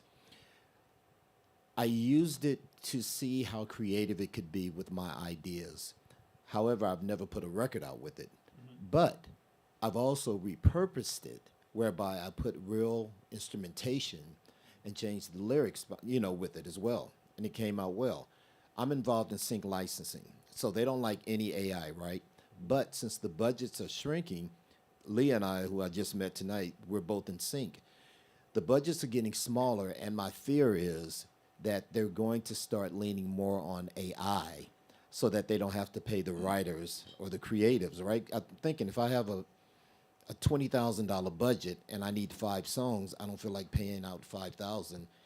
I can go into Suno or some of these other ones, and eventually the guardrails, since the guardrails are off now, it's not restricted. More music supervisors are going to start using it, you know, which puts creatives somewhat out of work. I was a drummer, so I know about the drum machine as well. I feel it. So there has to be that balance, I think, in what we do, and I think you said it best by policing ourselves. But yeah, it's unrestricted right now, so we don't know what's going to happen. So. Yeah, it's a concern, and I think once again, the guardrails. There needs to be some sort of guardrails on it, and I think first of all, it's the self guardrails, but then there needs to be some sort of legislation or some sort of thing. Now, the lawmakers are waiting for us, and when I say us, I'm talking about the Recording Academy, the PROs, the publishers. They're dependent on us to tell them what needs to happen because they're not experts in it. And by the way, none of us are really experts in it at this point. Some know more than others. So I think that's been kind of the back and forth of it. But yeah, it's definitely a concern for sure. And as everything is, at the end of the day, it's budget related. I mean, how many stories have I told tonight that it's been a budget related thing? Like we did this because we couldn't afford to do this other thing, or we had this piece of equipment because we couldn't afford this other piece of equipment.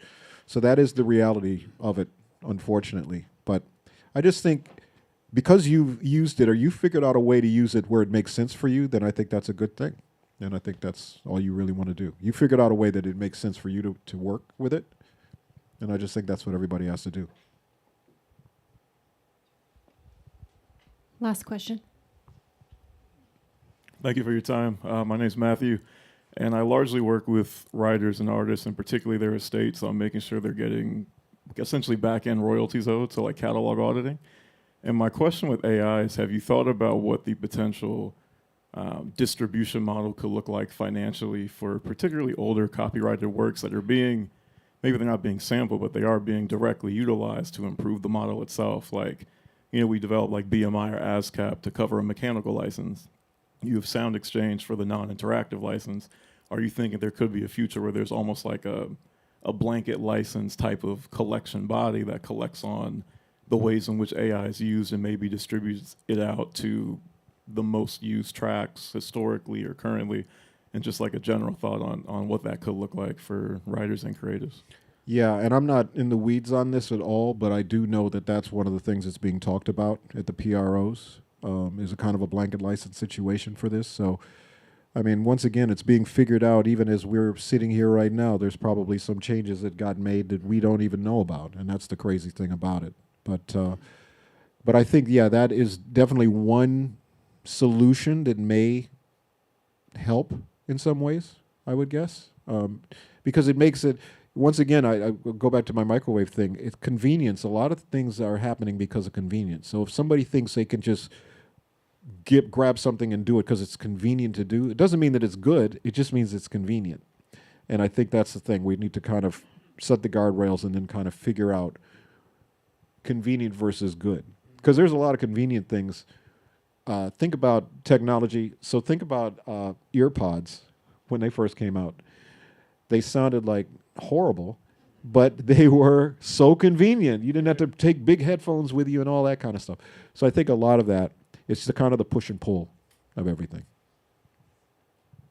It's going to be real interesting to see where it goes. It seems like, I believe I'd read that Lucian just said no to everything that's not ethically trained. Yes.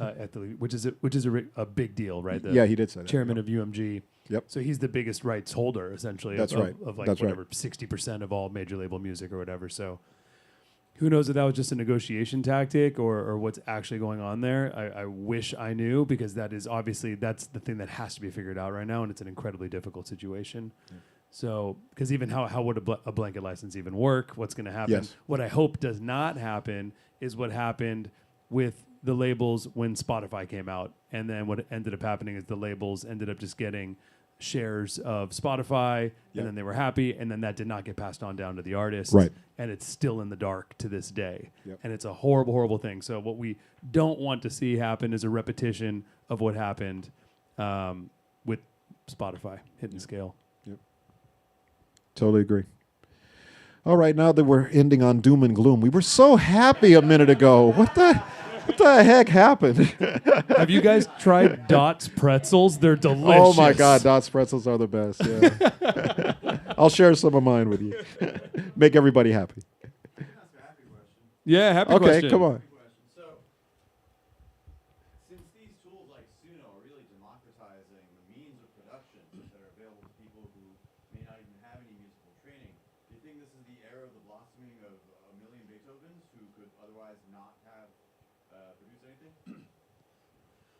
Well, there's definitely going to be a whole new form of talent that's going to come out of this that didn't exist before, as what happened with sampling and drum machines, even for the non-drummers that got amazing at a drum machine and all these things. So yeah, you're going to have a non-musical person get incredible at Suno, for example, or whichever platform it may be, and make incredible music that resonates with people. My whole thing is, look, our job as creatives and creators of whatever our art is, right?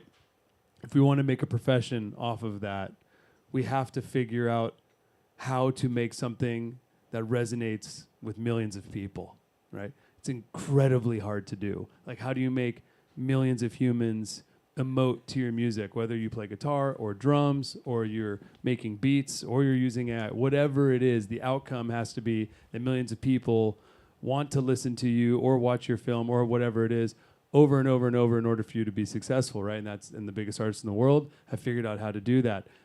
Maybe they've done it once, maybe they've done it twice, and then the best of them have done it over and over and over again, right? That's incredibly hard to do no matter what your tool set is. Even if you have generative music and you can just type it in and get a song to come out in 10 seconds, good luck trying to have a million people want to hear that song, right? That song is most likely going to go nowhere, right? So whether you're playing acoustic guitar into a voice memo, but it resonates with people so much, it makes them emote and they just want to cry and they listen to it every night as they go to sleep or whatever it is, like that's incredible. But that's our job and that's the journey that we're chasing, and it's one of the hardest things in the world to accomplish. So I do not think that all of a sudden, because of AI and because music is easier than ever to be made, that music is just going to capture a large audience all of a sudden because it's made this way or not. Yeah, and I would concur with that, and I'd just say the idea of a million Beethovens is that Beethoven was unique. There was a million piano players, but he was unique. There's a million guitar players, a million singers, but there's Michael Jackson, and there's, Sly, and there's Prince.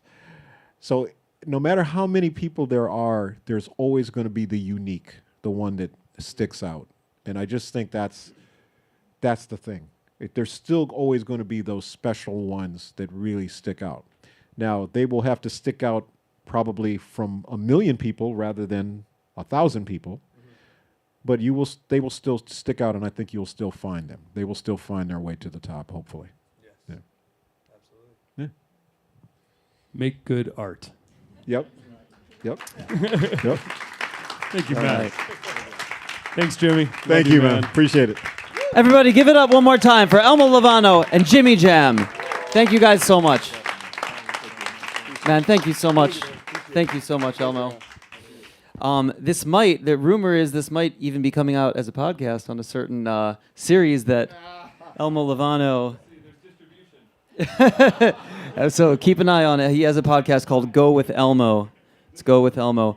I just want to give one massive thank you. It's so special to be able to have these moments in this space. And we're going to continue to do these. So give one big round of applause to John Harden and Kayla from the Abundance Institute. Kayla, come on, just say John. Give them a big. The only reason we can do these is because they want to see a future where artists can thrive and are massively benefited by this AI revolution that we're having right now.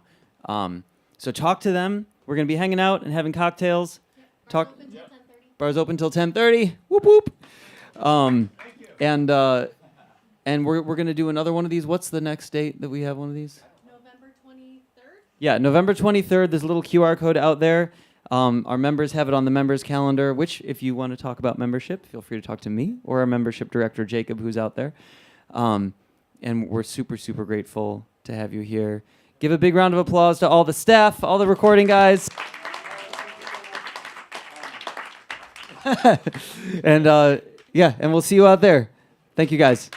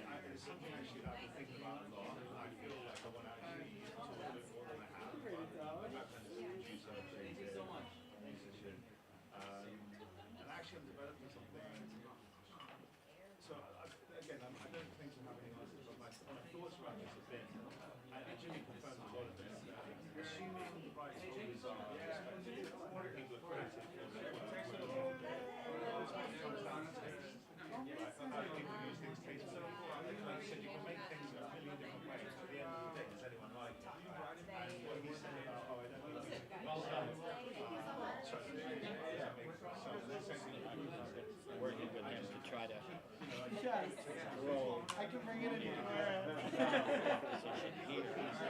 help the artists utilize not only physical, digital editing, but the marketing, the biggest issue, all about distribution. So I think next package is good to try to have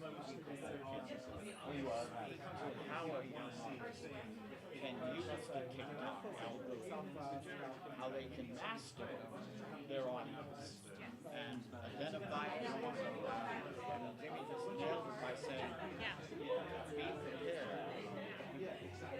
Know who you are making your music for. On the one hand. On the other hand, do it for yourself, but kind of have a plan where it's going to go. Because it is a business. No, that's a great idea. That's good. Because that's one of the things that we bring to this is like we have partners that Great resource. Great. Why don't we share numbers? Yeah, that'd be great. Yeah, I was so looking forward to sitting next to you. Yeah, I know. But you were so thoughtful.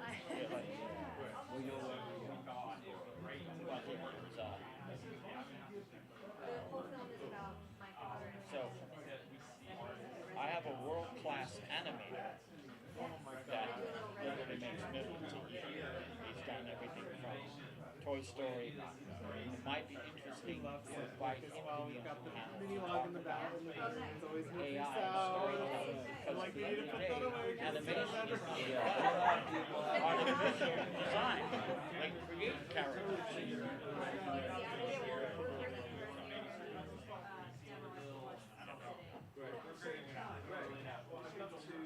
So it's Robert.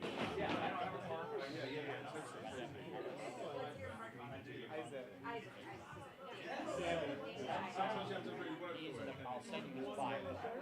But we might invite him, and at this time do a live stream podcast because we challenge human AI. The argument that AI is human. Digital is human. Now maybe we don't call it AI, we call it storytelling. Because what is animation? We fall in love with a rock, a monster, a painting. Yeah, right. I mean, whether we see Despicable or we see Snow White, I mean, these designers are manipulating us to love those characters. I mean, we don't realize that, but they are programming